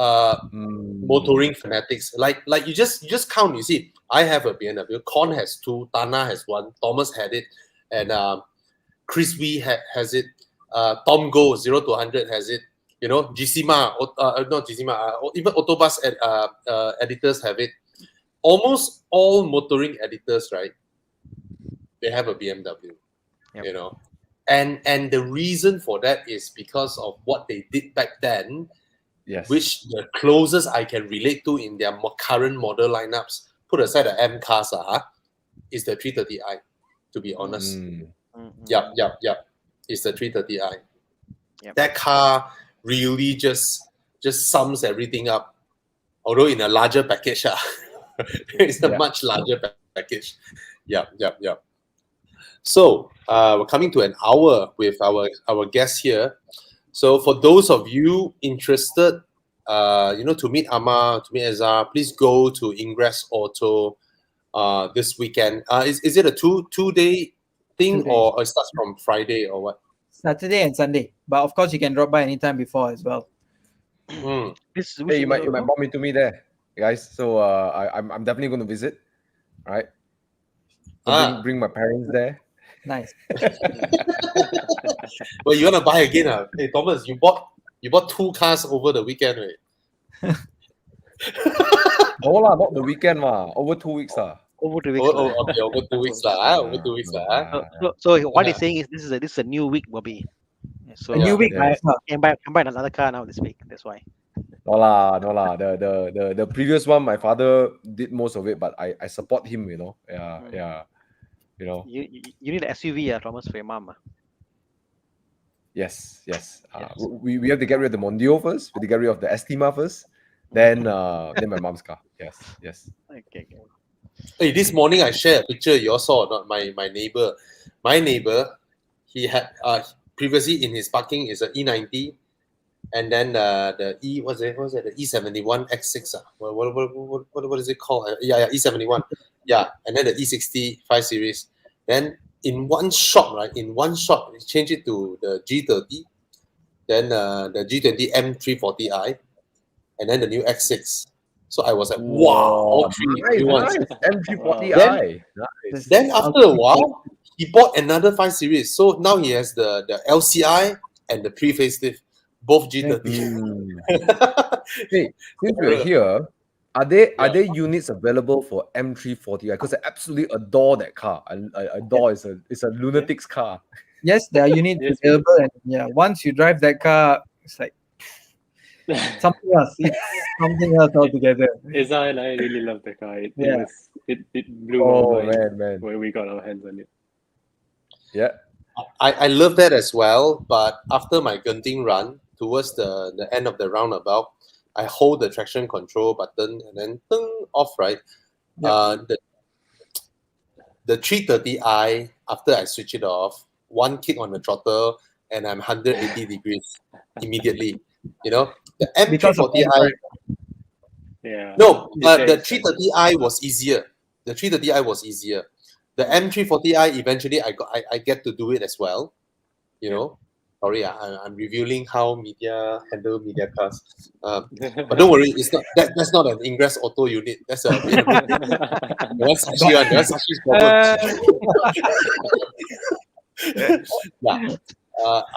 I did it easier in the E30i. That to me, that's the essence.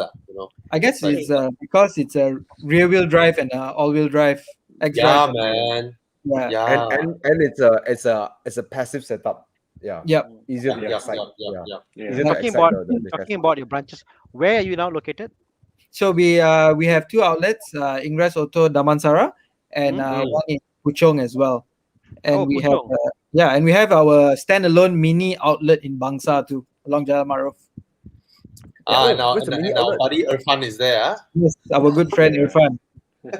Hey, mini. Oh, okay. Yeah, that's the mini. Okay. Yeah, I thought it's a BMW in Bangsa because I live in Damansara Heights and I've never seen a BMW in Damansara. So okay. No, when they say mini showroom, I was like, oh, small showroom. No, it's a mini showroom. Yeah, I thought it was a mini showroom, like a smaller BMW showroom. I'm thinking like which part of Jalan Marof? I'm thinking. Yeah. I just Ezra, what about premium selection? Is it only in Damansara or Puchong also has the premium selection? The premium selection cars are in Damansara. Damansara, right? So I just that day I saw an M2 there, M2 competition. So for those who are looking at this, right, don't just think that I want an M2 and I'll go to a recon dealer or whatnot, because sometimes you'll be surprised that from the official ones, they have something that sort of matches the price, Yeah. Wow. and it's a pristine condition. And it's been taken care of by Ingress. Yeah. I mean, it's super low mileage. All right. There's an orange go check it color out. M2 competition, guys. Go and take a look at it. Sunset orange. Hey, Thomas, I Sunset think orange. we should do a drive to Ingress Auto this weekend. Let's organize. Wow. Yeah, let's do it, bro. Like a plan, guys. Yeah, bring Not your to buy. friends. CC only. CC only. Not to buy. Once you see, No, once we, you we see, go, you want to- we just go and talk to the product geniuses. That's what we're going Yeah. to do, okay? Oh, no, Wait, Bobby Anna, when are you CC. collecting your car? When are you This one, collecting your car? I'm tomorrow. I'm taking the Porsche. The Ah, BM maybe tomorrow or tomorrow evening. Maybe evening. I think evening or afternoon lah. But it's somewhere around there. I'll see. ah. Let you know. Yeah. I wish to bring my E30, but it's currently in the body shop right now. A lot of rust spots being repaired, but I would love to bring my E30 there. Yeah, yeah. Working on My it. my 6 Series is doing soundproofing and foaming at KL Auto. Then after that, I want to change the suspension. So yeah, the larger wheels are kind of maybe need some Mm. changes in the. But I these just are these are for yeah seasoned BMW owners lah. yeah. Our cars are already out of Bro, your warranty. car We is like do 10 stuff years with it, plus really, bro. Yeah. We do stuff with And, it, and, and, and all these are all are itchified things. Not the issue kind of problem. We purposely want to make it better.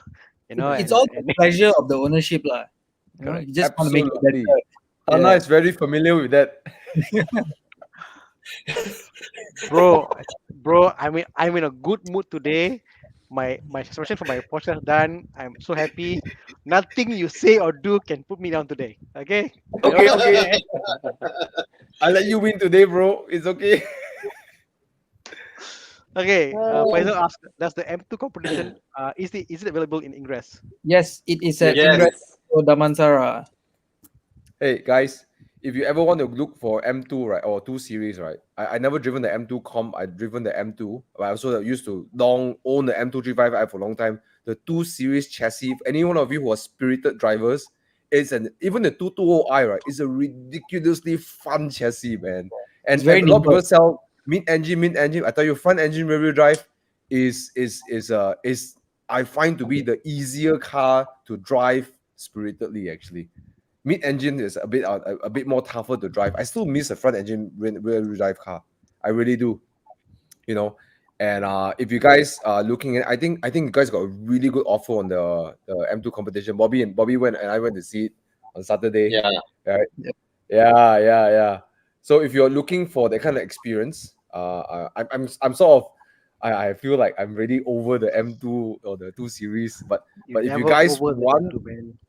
that is a you get in the car, you drive it, Oh and then it's dear. like, and the Anybody way the here? car steers, the way the car excites is incredible. I love how the electronic, the traction control works.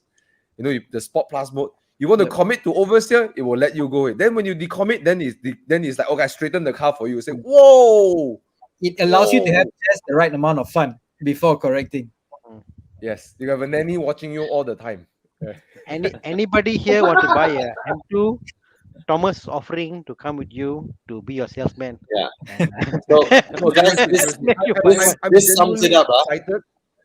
I'm Yeah. genuinely excited because I love the 2 Series. It's for me, it was the E46, like wow, embodied in this beautiful shape. Wow, I love it. I love the 2 Series. Yeah.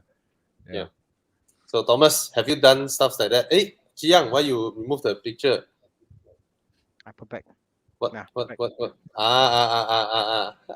Hey, Hey, can we don't make BMW sound like a hooligan brand, can or not? Like big Jiang?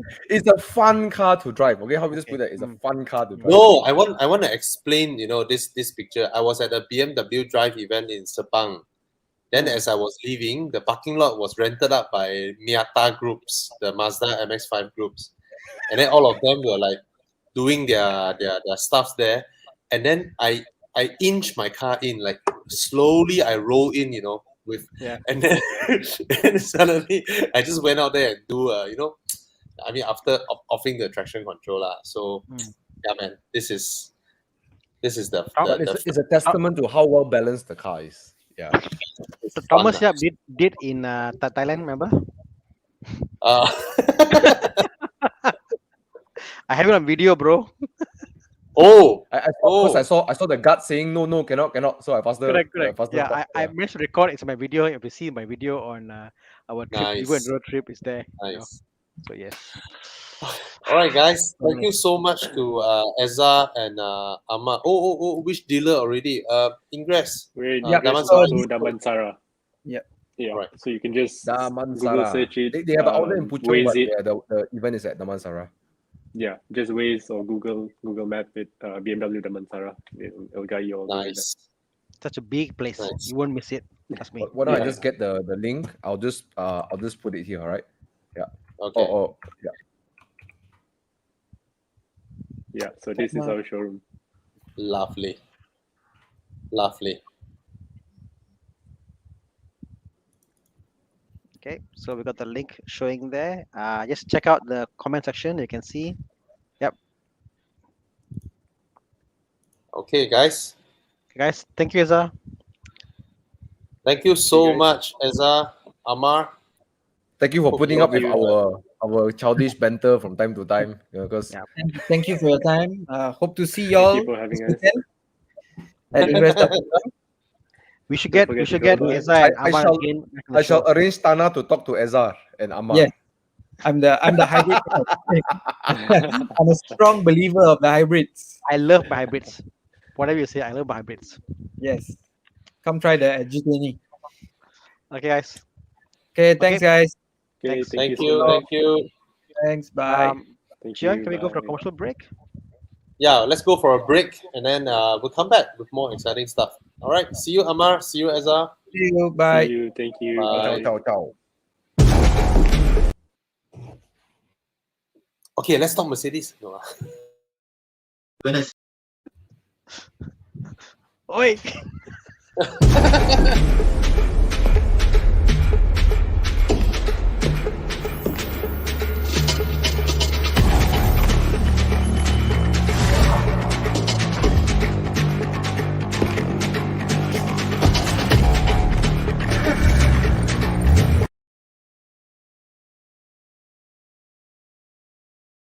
When I switched to Pro Mileage, in my case, I got 47% of savings for that car. Pro Mileage was the only one that gave me 5,000 extra value to cover, yet still cheaper, a lot less.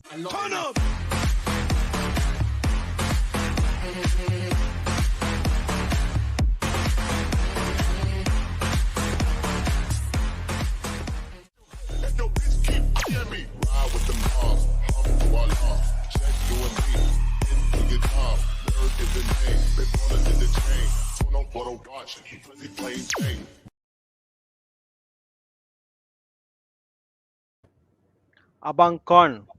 Selamat datang. Hi. Oi, good to be back. Sorry, I had to join late lah because just now I was having dinner celebrating my daughter's birthday. Oh, daughter's Yeah. birthday. So your daughter My is daughter's birthday. today, My today. second daughter. Huh? And Bobby's daughter same day. I think I just realized that Bobby's daughter and my daughter are just a couple of days apart. Ah, Ah. Small world. I remember What's the up, time man? my What's up, wedding. What? What's up, Con? Hey Thomas, just finished dinner celebrating my daughter's birthday lah. Okay. Mm. Cool. Ayo, so too bad I seem to have missed a pretty interesting discussion. We were yes, just yes. fanboying over BMW over the last 1 hour, but well deserved fanboying because Bobby was explaining how most motoring journalists or motoring, motorheads, they have a Yep. BMW in their house. Correct. Some have they two. own one,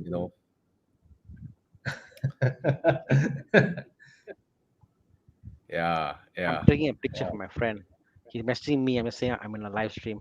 Just 1 second. All right. Hello, What do we do now? Thomas friend. Do you have an itinerary in, or do we maybe answer a few questions before the next? We are now on free flow format. We can answer any question. Free Yeah. flow format. All right. Let's Free see. flow Anyone format. have any questions about car buying? You want a car buying advice or car buying questions? You can ask myself, Tana. Yeah lah. Ayo, Sorry lah. BMW, But I was rushing back from dinner. Then Rachel told me there's actually quite a lot of like there were 5 people inside there already. So I said, okay lah, never mind. I will go easy on it. because too many voices also would like make the whole chat room very crowded like that. True. Yeah. Forum. Yeah. Yes, we got some comment. Guys, if you got any questions about car buying questions, come over. We had questions earlier, but now we're coming back. 60, E60, sorry, E60, E90, Uh, F30. Smaller the better. E90 for sure. E90 for sure. If you're really talking about spirited driving, E90 for Mm. sure. But The best F30. Sorry, go ahead. F30 is the best day-to-day car for this amongst these three. I would say the fastest car is, let's say we say like, okay lah, 328i to let's say E90 325 for example. The fastest car is the F30, but the more engaging car to drive is the E90. Oh, easily. Hydraulic steering, For me, hydraulic for me, steering, for me, six cylinder, and then you're revving it, Yeah. yeah. for me, the looks of the F30 is like, You like F30 Yeah. look lah. I like that. Oh, I do like actually, the I F30 think the F30 is very, very well styled. Very, very So nice. the F30 is you probably would keep up with your friends, but the E90 you'll smile a lot more. Yeah. Correct. You see a Honda Civic, tune behind you, you let them pass because your E90 will not keep up with it. But every time you take a pen, you smile. Yeah. I mentioned before, right? I did consider buying an E90 as a more modern alternative to an E39 when I was BMW shopping at that time. Yeah. Hey guys, we've got a guest first before we go into our questions for today. It's from our E1 sponsorship, and today we've got Muhammad Ibrahim. Hey Muhammad, how are you, man? Yeah, hello, Ibrahim. Yes, Hello. nice to be here. Flash. Team Flash. Yes, Team Flash. You guys are rocking it, lah. So before we man. proceed, where are we in the season for the E1 race? Actually, currently the season just finished last Wednesday, and I was the champion of the season. Yeah. There you go. Bro, the screen just came up, bro. Came out. Okay, yeah, we know you finished overall winners, right? But how do you rate your progression of your season over the last like 3 months, racing all the like what, 9 races, there were 8 rounds, right? Yes, yeah. I mean, the season was really good actually. The mid part of the season was a bit rocky, but the start of the season and the end of the season was pretty good. So the thing is that now that you have, I remember you had won. This is not your first title, isn't it? Yeah, no. Yeah. So now that you have you have won this again and again. Oh, you have 5 trophies here. Yeah. Yeah, that's So from you have F4. I'm curious to ask what was your, sorry to call to butt in. I just want to ask. Go ahead. Okay, I want to ask what was the most challenging race this season for you? Which track was it? The most challenging was probably Le Mans in France. It's a massive track in France, and it's one of the biggest tracks in the world, and it's definitely one of the most difficult tracks out there. And why was it difficult? Was it because you have setbacks, or because you have tough competition, or just the track itself was a tough track? Yeah, no, the track was tough because it has a lot of straights. So basically, you have a couple of corners and a long straight, and a couple of corners and a long straight. So it's really easy to keep up. You can never pull away. So it's always an intense race over there. So we had other competitors on the show, and I think a lot of them were talking about the mental game part of it. And obviously now you've gone to this whole series. How was your mental preparation? And I guess what was the time that you thought you might lose that edge, or you might just like give in to your anger? Was there a moment, or was you like always cool-headed throughout the competition? No, the main goal is always just to stay as calm as possible. That's the easiest to make it. The best way is to make it simple. Not to complicate matters and. Yeah. Because the more complicated you make it, the more under pressure you're going to be. So I just make it as simple as possible. Just do the best you can, basically. So it's gone through I noticed that when people drive, whether on track or on B roads, when you can actually read people's emotion by just the way they put their steering input and their throttle, right? Yes. You can actually guess what they are sort of feeling at the moment, and Yeah. you start to see mistakes showing up. You start to see a bit more reckless, How much such a control this, they give to the steering? You can see the wheel or maybe itself. they throttle a bit too Uh, early. You can see that they're not even doing. even with the way they drive, right? A person exhibits body language, Yes. driving language. The person's driving language. Yeah. So it's important to stay positive up here, like no matter how you do, right? Yeah. Yeah.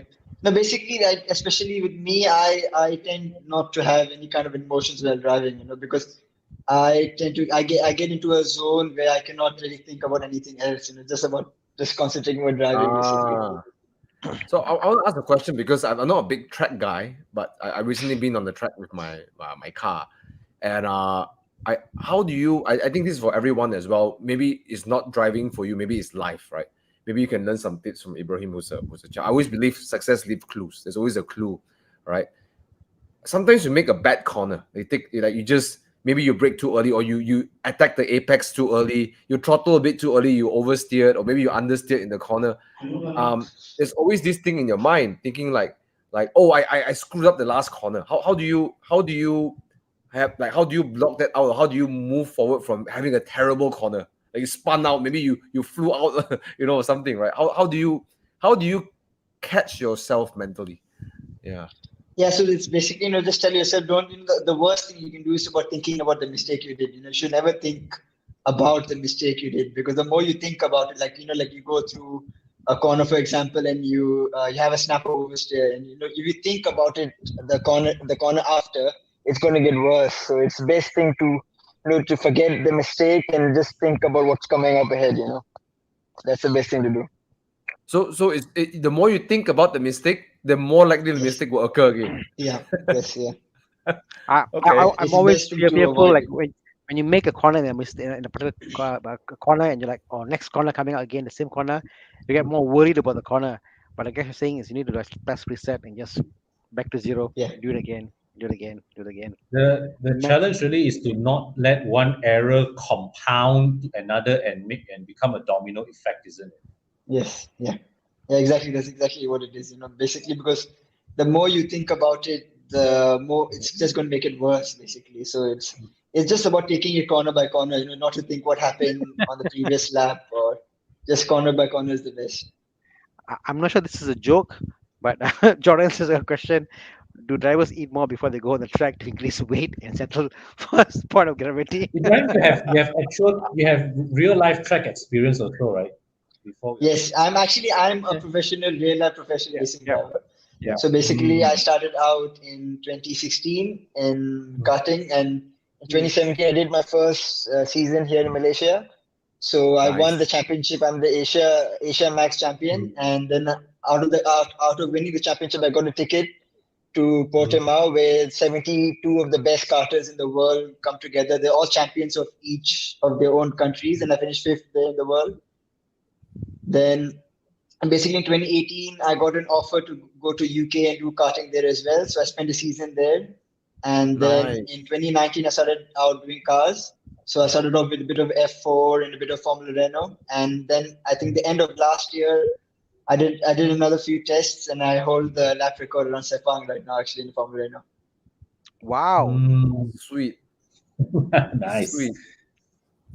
So Ibrahim, you are one of the few people that we have managed to interview who started from real life racing and now you're going to sim racing. So how do you think your participation in sim racing has changed the trajectory of your progress as opposed to if you have just continued racing in real life only without this whole business of E1 racing?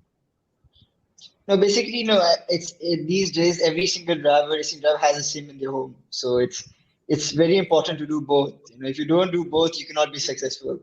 So basically, I started off sim racing because it'll help me in real life, and I still have a goal. I'm working on things to do a season next year in real life. So they're basically the sim is a key part to helping you become a better driver in real life. Ibrahim, I think Mm. a question for me. I know a lot of young people out there who are keen into getting into motorsport, and a lot of them don't have the luxury of getting into karting because it's more about timing, correct place, correct timing, and I guess the E1 championship is one way to get into it. The sim racing. What would be your advice to them if they want to become like you and become a world champion in sim, and obviously going out to the karting world and going to some other championships? What would you tell them, and how early do you think they should be looking into training? Obviously, the earlier the better, and the best place to start is at your local go-kart track. In the fun cars. That's how I started, and that's how Mm, every other racing driver starts. So just visit your local karting track and try getting a PC and a wheel and any kind of wheel and pedals. So you just start off that and you just see how yeah, you progress. yeah. And if you're really good, you can progress. Mm, You can mm, improve your equipment, mm, spend more mm. time at the track, and get better. I noticed that like at home I've got my PC and my wheel, and I suck. I am horrible at it. You know, But and I realized that what I call that there's so much skill that's involved in this. And I can imagine people who are just trying out themselves at home because there's no training. Just like you try yourself and you learn and you learn and you learn. Um, Obviously you've got like a real world example experience in actual racing, and then you come here. Um, Besides what I guess the framework we have now with Alex Young and his academy, you know, what else is there for, I guess, for people out there to start with racing? I mean, are you on a forum somewhere they can come talk to you? Are you on Instagram? They can reach out to you and say, okay, Ibrahim, can you give me some tips and how do I do this? Like over here, Jordan is asking setup of their sim racing, as basic as that. Where do they go to, I guess, get feedback and ideas and inspiration?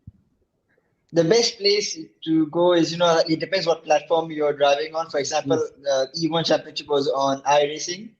So mm, there are a lot of forums on iRacing. You can see, there are many people there out there to help. And mm. if you need any help from me, you can contact me on Instagram at Ibrahim Sajid. So there you go. You got an open invitation here, guys. You want to check out Ibrahim? Please contact him. He's more Yep. than happy to share his experience. Um, yeah, it's amazing. It's amazing. It's amazing to see all this yeah, happening. Um, And Ibrahim, congratulations on your championship. Yeah, Yeah, congrats, man. yeah. Thank you so so much, guys. It's, so it's awesome being so here. so what's next? I guess what's next with the Tana, you took my next championship? question right on my mouth, man. What's next for you? Because I think we were talking to some of the guys who are racing, and they were like, "Oh, next, this is my vision. I want to go into this platform or this platform or this racing." Yeah. What is your ambition, Brahim? Where do you see yourself in, I guess, in a year or two? Yeah, hopefully, next year we plan out a season in real life racing. Either in the US or either in Europe. Hopefully Oh, the nice. plan comes together and we can do a championship. Oh, Wow, that's awesome. That's awesome, man. nice. It's amazing. So how long have you been racing? I guess from the start to where you are now. Actually, I'm considered one of the most least experienced drivers because there are drivers who start off at age of 8, 7, 8, and even Yep. earlier than that. And I Mm, started off at the age of 13. So I mm. was pretty old, when I started out. And I was so worried that, I wouldn't have enough time to improve and be successful. But, I just kept at it and, worked really hard. And mommy asking, how old are you, Ibrahim, now? I'm 18. Wow. Anna, what were you doing Wow. when you were 18? I was depressed that I didn't have a girlfriend, bro. I was depressed. I was like, I need to find I some don't have girlfriend. either. You see, I was like, what do I do? Idle hands are the devil's plaything, they say. You know. Ah, So yeah. I So shall, feel I your shall, hand. we shall ask no further, lah, Tana. Naughty Oh, boy. Ibrahim, one more question that I do want to ask is, okay, so as we know now with the current ongoing situation, real life racing is going to become the races are slowly coming back, and and all the calendars are starting to fill up again. So do you see yourself still participating in e-racing as actively, or do you see yourself moving back towards a more real world racing, and then e-racing is now then kept for you as something of a practice ground for you to further hone your skills? No, I'm going to be taking both as seriously as possible. Obviously, when I'm doing real life racing, I cannot be on the sim. So it depends on my schedule, but I'll definitely be doing both as seriously as possible. Well, all the best. Thank you. Ibrahim, thanks for joining us. We are looking forward to Thank more you of your so much. Thank competition. you so much for your time. All the guys here are car guys, and yeah, we're just excited to all the Yeah, all the best, Ibrahim. Yep, and it's Yeah, been a thank you very so much. exciting season watching E1 live on the internet. I guess wherever you are, you can watch it. Can't wait for next season coming along. Yeah. Cool. Yeah, thank you so much, guys. I'd like to thank you all for Thank you so having much. me here. Thank you so much, Ibrahim. It's really nice being with you guys. Yeah. And thank you my for joining favorite us. BMW, by the way, is the F90. Yeah. And Cheers, mate. good luck for your all the best for your racing career in the future. Yeah. Okay. Yeah, thank you so much, guys. All right. See ya. Okay. All right. Okay, so that was Ibrahim from E1 Racing, proudly sponsored by Evo Club Insurance. And season just concluded with Ibrahim as a champion. Very good racer. It's interesting. 5 years, and he's I mean, obviously he's got other experiences in. Oh, this karting guy's as a well. talent. I mean, I actually watched one of his races, and he can drive. He can drive. Yeah, I tell you. Okay, we have now we are coming into Q&A, right? Yeah. All So we shall questions are backtrack. just BMW questions.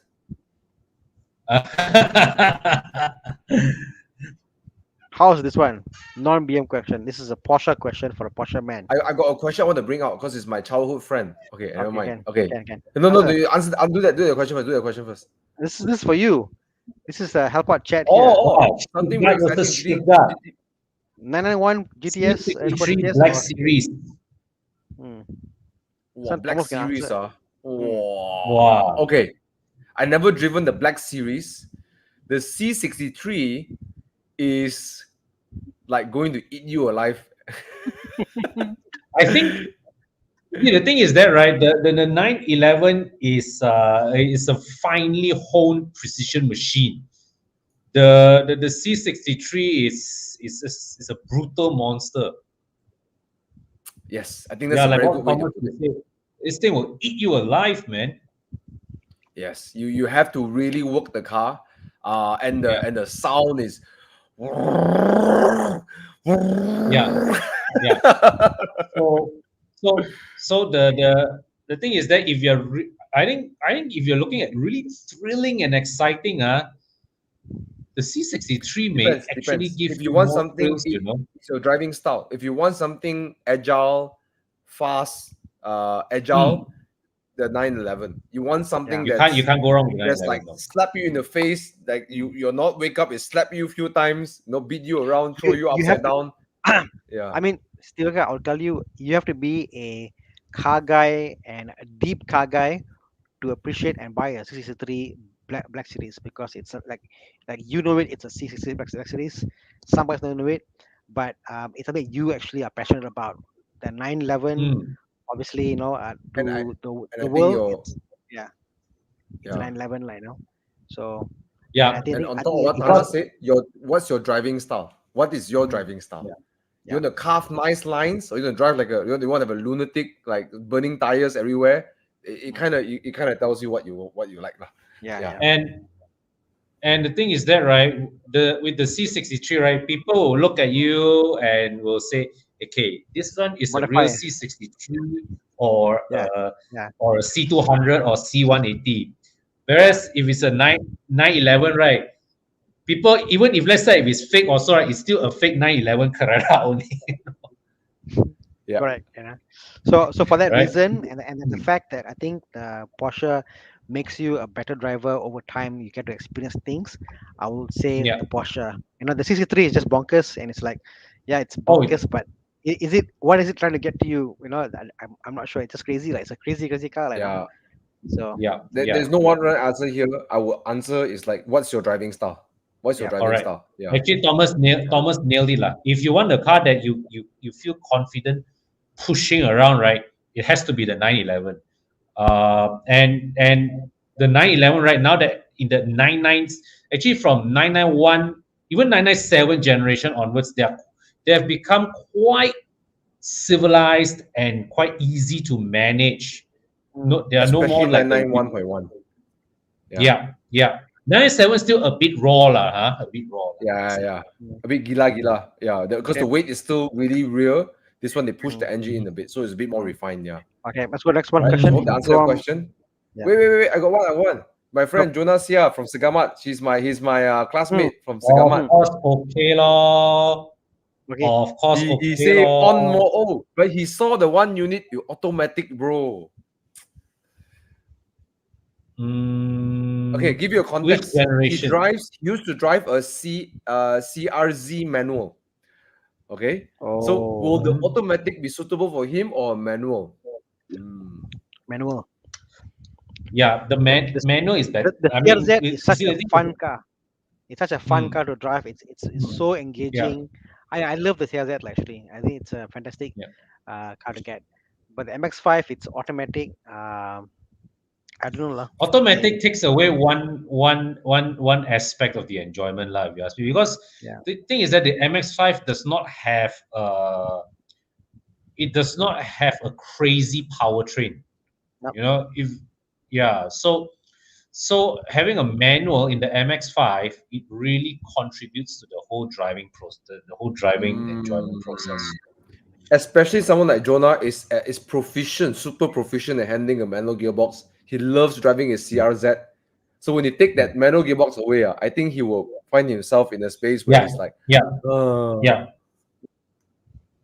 Actually, I think from the CRZ going to the MX-5 is not a bad move, but I think look harder, look longer, go for a manual. Bro, you should buy my MGF manual. 1.8 rear wheel drive, mid engine. Not for sale yet lah. Nice try, Tana. Nice try. Nice try. But not for sale lah, by the way. Okay, but yeah. All right, let's maybe answer a few more questions before we roll up. All right. Okay, where to find genuine spare parts with BMW warranty? You can buy from BMW lah. So I think buy from there are a lot of. So I think Connor, this is the thing here. Now, if you were to buy from BMW, like certain parts, I will buy from BMW itself. I will go and do it at BMW itself. You know why not? Because like certain manufacturers, they give you warranty when you change with them. When BMW or the Audi or Volvo. Volvo now has got a lifetime warranty when you change parts with them. But there's a catch. There's a catch. Not the Volvo one is not transferable to the next owner. Correct. So yeah, not the other owner, but as long as you use the car, you can do that. And then like Audi has, I think, 2 years of warranty. If you buy a part with them and change with them, non wear and tear, 2-year warranty is there.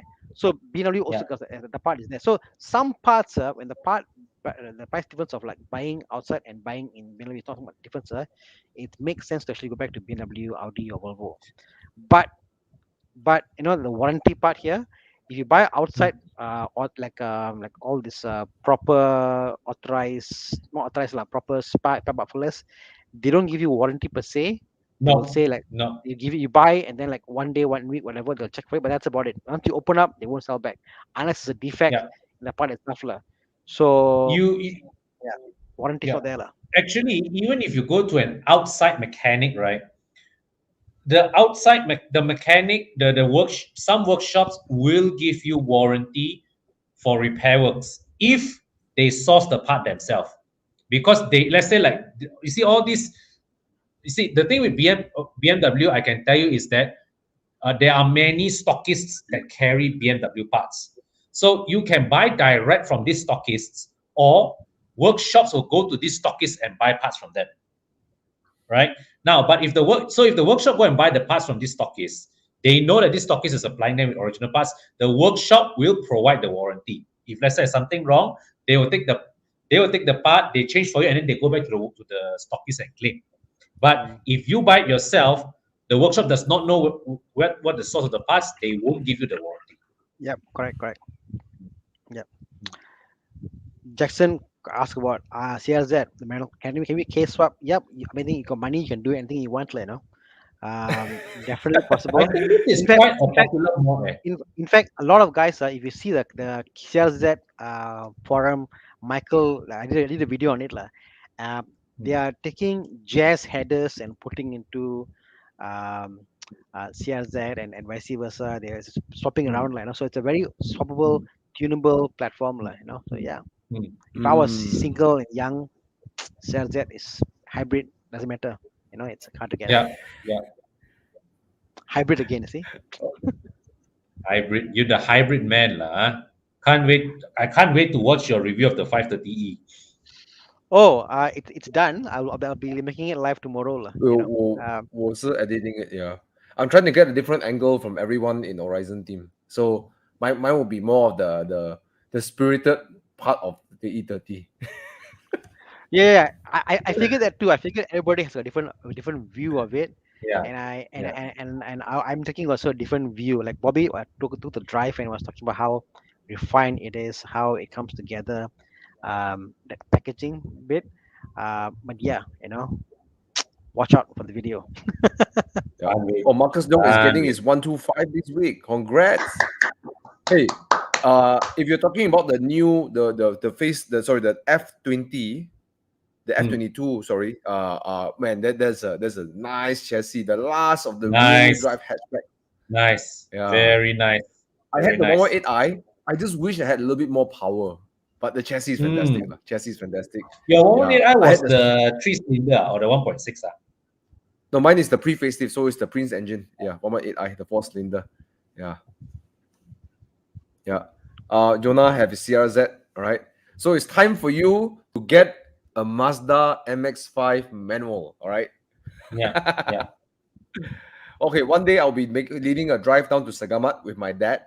We're going to go through Seremban, Tampin, and then we're going to take 2 hours of B roads all the way to my hometown.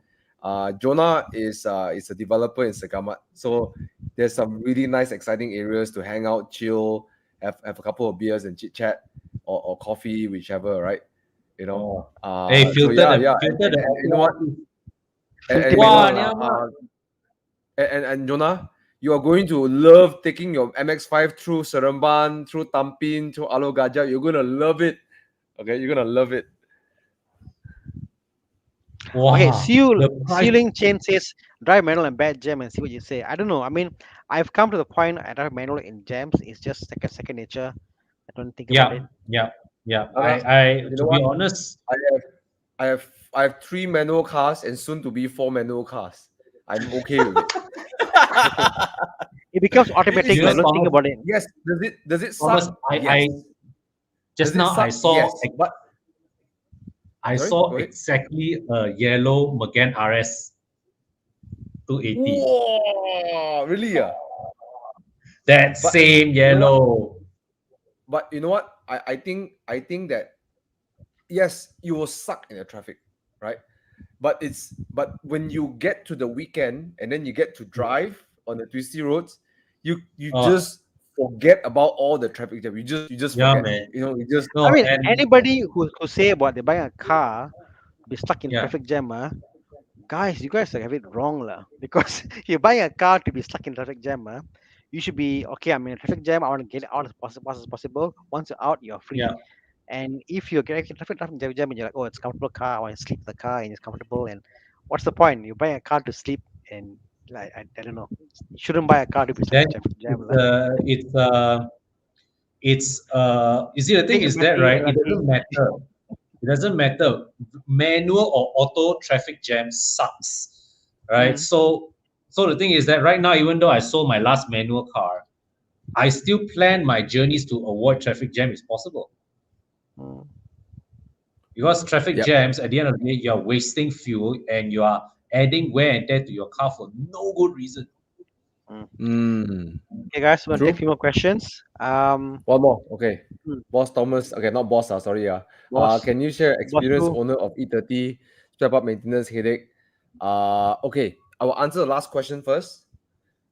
Try to get the one after the facelift, the M40 engine, Yeah. or Yeah. after 97, after 87, because anything before the galvanizing technology is crap. It's their rust buckets. Yeah. They rust the sometimes you know some people they weld new panels in the between the welding start rusting, you know. Yeah. So anything before 87, try to avoid unless you are like, wow, I'm damn brave. I want to do it. That's the galvanizing tech. Even after 87, the galvanizing wasn't so good also, right? Yeah. But get the one after. But regardless, before or after, even you get the one after doesn't mean you're out of the woods. Condition. Always it's all about condition. Don't buy the car just because it's 13,000, 15,000, because there's some Oh E30 outside like no, that. no, Like there no. is one Pon's friend. He has a blue color E318i E30. Now that one I got it's asking for 29,000. It's been holding there 30,000 for quite a long time. Because I think the owner knows the car is done properly. That's why he's willing to hold the price there. Right? You know, always the condition. Like my E30, even though I respray my car, actually unnecessary one. I just want the aesthetics only. I got little pimples here and there. It's very small one. I just itchy butt only. Yeah. But all things considered, when the guy stripped the car out, there was no rust to the point where you can see through the panel. You know, it's just all on the surface, right? So even for Yeah. overpriced 30,000 at that time was a good car. So conditions.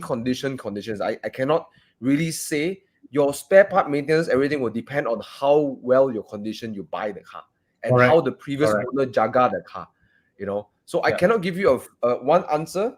You know, always look at who the previous owner is, and maintenance wise, always go in the forum.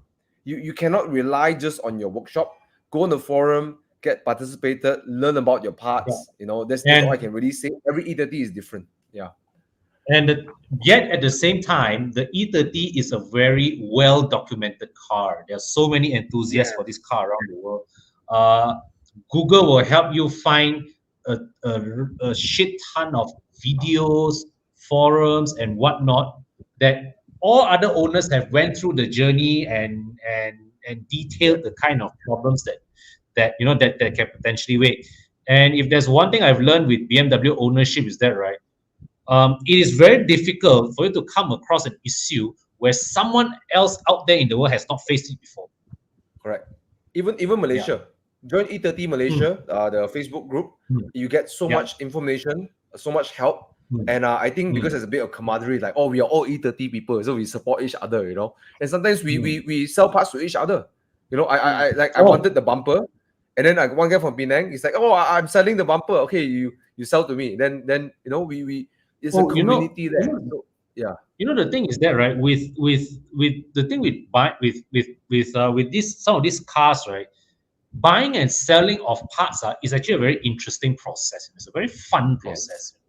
Yes, right? You probably don't. You see, the thing is that it doesn't earn you a lot of money, but it's the people that you get to know along the way that you know that takes that part that you don't want but they need and fit into their car. It's a very I like the process. That's funny, Con, you say that.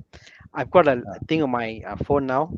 Anyone selling parts for Porsche 996, I immediately get alert and I'm buying them out. So I'm buying parts which I don't need for. I'm just buying and keeping. So I'm like warehousing the parts that is available in Malaysia as we speak. And all the parts that I bought so far are bought from overseas, and I look at for them. As you can look at, and it's amazing, you know. Yeah. So on that note about interesting cars, you've got. Are we done with the E30? So the question about. Yeah. By the way, I've launched a new video of my E30 regarding the respray. I'm launching one soon about my interior. Subscribe to my channel. I'll be putting more updates about my E30 and stuff like that, so you can find out more. Yeah. All right. Sorry. Last question before we end. Yeah. Okay. This one is interesting. Here's a T30OE. You want to get an MX for a second car, or trading in the T30E and get a Z4 only as one car. So I guess the question is: are you single? You don't need someone to carry. You don't need to carry anybody. And which Z4 or which Yeah. MX5 for But that but matter. but I guess at the price range, he's probably looking into a newer one from the looks of it lah. I think what I would would really help say Van is like, sorry, go ahead. Go on. You say first. I would say go for the Z4 lah, right? Because I would, that leaves you an opportunity to try something else, in the future. I think put it this way: the moment he asked this question, my suspicion is that he doesn't need the additional 3 seats in his car, right? Yeah. If he's willing to Correct. put up the idea that he has 1 car only and 2 doors and a convertible, maybe Yeah. he is that kind Yeah. of guy already lah. Mm. Yeah. I would say Van, priority lor. Do you want a car that's comfortable daily? Okay, that's your Yeah. priority. Or are you committed to a weekend car, for example, or like a sports I'm car? just questioning why wasn't the MX-5 his only car? I mean, like, because you talk about having the MX-5 as top of the TOE, but Z4 is by itself because of the price. I guess the price lah, But why didn't you consider MX-5 as actually as your only car? I think the MX-5 think- is yeah. So my point is this: MX-5 is one of those cars which is highly easily tradable. You can buy today and sell tomorrow. You won't lose much. correct. So the question now is more of, are you a person that can handle a 2-seater car, and is that for you a lifestyle? So get to know that first lah. So I think if you're going to spend lots of money on a Z4 and it's the only car, and suddenly your lifestyle doesn't fit it, maybe go to the MX-5 as a cheaper option first. Get there, you're comfortable. Yep, I think I'm ready now. Then you can maybe not a Z4, but get something else. You can get a Boxster. You can get something else. Who knows? Sky's the limit, But I think it seems like you're hesitating of whether you can accommodate a 1-car garage and it's a convertible and it's a 2-door. So address the issue first, lah. My take on this. I have a suspicion that the Z4 may be his preferred choice lah, given the. I mean, if But I money guess is lifestyle, not it's about lifestyle gone. Yes, I say get a convertible, get a 2-door, fantastic. But if your lifestyle is that you need to carry things, and the work you do where you go, sometimes you need that at least a 2+2. Maybe Yeah, like so well, you got to figure it out lah. in which case, neither the MX-5 nor the Z4 offers this lah, right? Yeah. But you know what? Like priorities though, Van. Like I give you an example of a mistake I did when I started working, right? When I came back from UK and I started to get my first job. I got a Honda City IDSI because thinking that that's the more reliable car to have. But deep in my heart, at the money I could have afford a fun weekend car, right? You see, the funny thing is, I stayed in the city. I took monorail to work every day. But my Honda City only starts the car 3 to 4 times a month when I need to go and get groceries. So I should have plunged into, for example, maybe a Ford Laser, right? Which is an epic car to drive, right? And then on the weekend, I can buzz up to Genting or go back to my hometown in Segamat using the Ford Laser. But now I got this very reliable car. I commute to work with LRT every day, right? So for you, for example, let's say if you don't need 1 car to commute, right? Maybe you can. If you're committed to having an experience, then you may be okay to not have a 4-door or like Tana say, So you got to get compromises based on your budget, Yeah. But if you can afford, why not, right? Why not? Yeah. If you can afford, why not? And I think first of all, try to maybe drive your friend's car, whatever. Try to explore. Like think about your day. How do you go about doing it? You could be a sales executive carrying on stuff across Malaysia, doing stuff long distances. I don't know. I don't know your lifestyle. So point is, as much as I say get the convertible, I say think first what your lifestyle is. Must you carry your mother? Of the car. Must you carry your mother once a month to hospital? Is that an issue or not? So think about all those things. So those things are to be considered. And if that's the case, yes, it'd be ideal to have a Z4, but you need the sedan also, So I think it's to answer the question is think about your lifestyle. I all my cars fit a lifestyle. Simple as that. I can buy a 500K car, but I don't because why I need to have lifestyle. So I get all the segments, So is Bengkel life and lifestyle, Tana? My cars are Yes. not Bentley Life cars, by the way. My cars are all in perfect Paint condition. perfect size. They are all good cars, perfectly fine. Okay. After 5 years for alternator to fail, it's not Bentley Life. I won't be Mr. HP, Lexus man. It's fine. It's only alternator, what? Nothing wrong. Yeah. But you know what? I want to No say a lah. different last angle to this question is this: Hmm. don't discount the MX-5 just because of its horsepower and NA. Yeah. Don't discount it. That Oh, yes. car, Yes. that car is in my list of convertibles that I like to have. I would think of MX-5 as, like, okay, Boxster. For guys who love Z4, I won't even look at the Z4. I will pick the Miata because I will smile all the way up, and that car is so nice to drive. The Z4 for me always feel a bit lackluster in the handling department, but the power You know is what there, I like? right? You know what I like about the Yeah. MX-5 is that it has a manual roof that you can pull with one hand.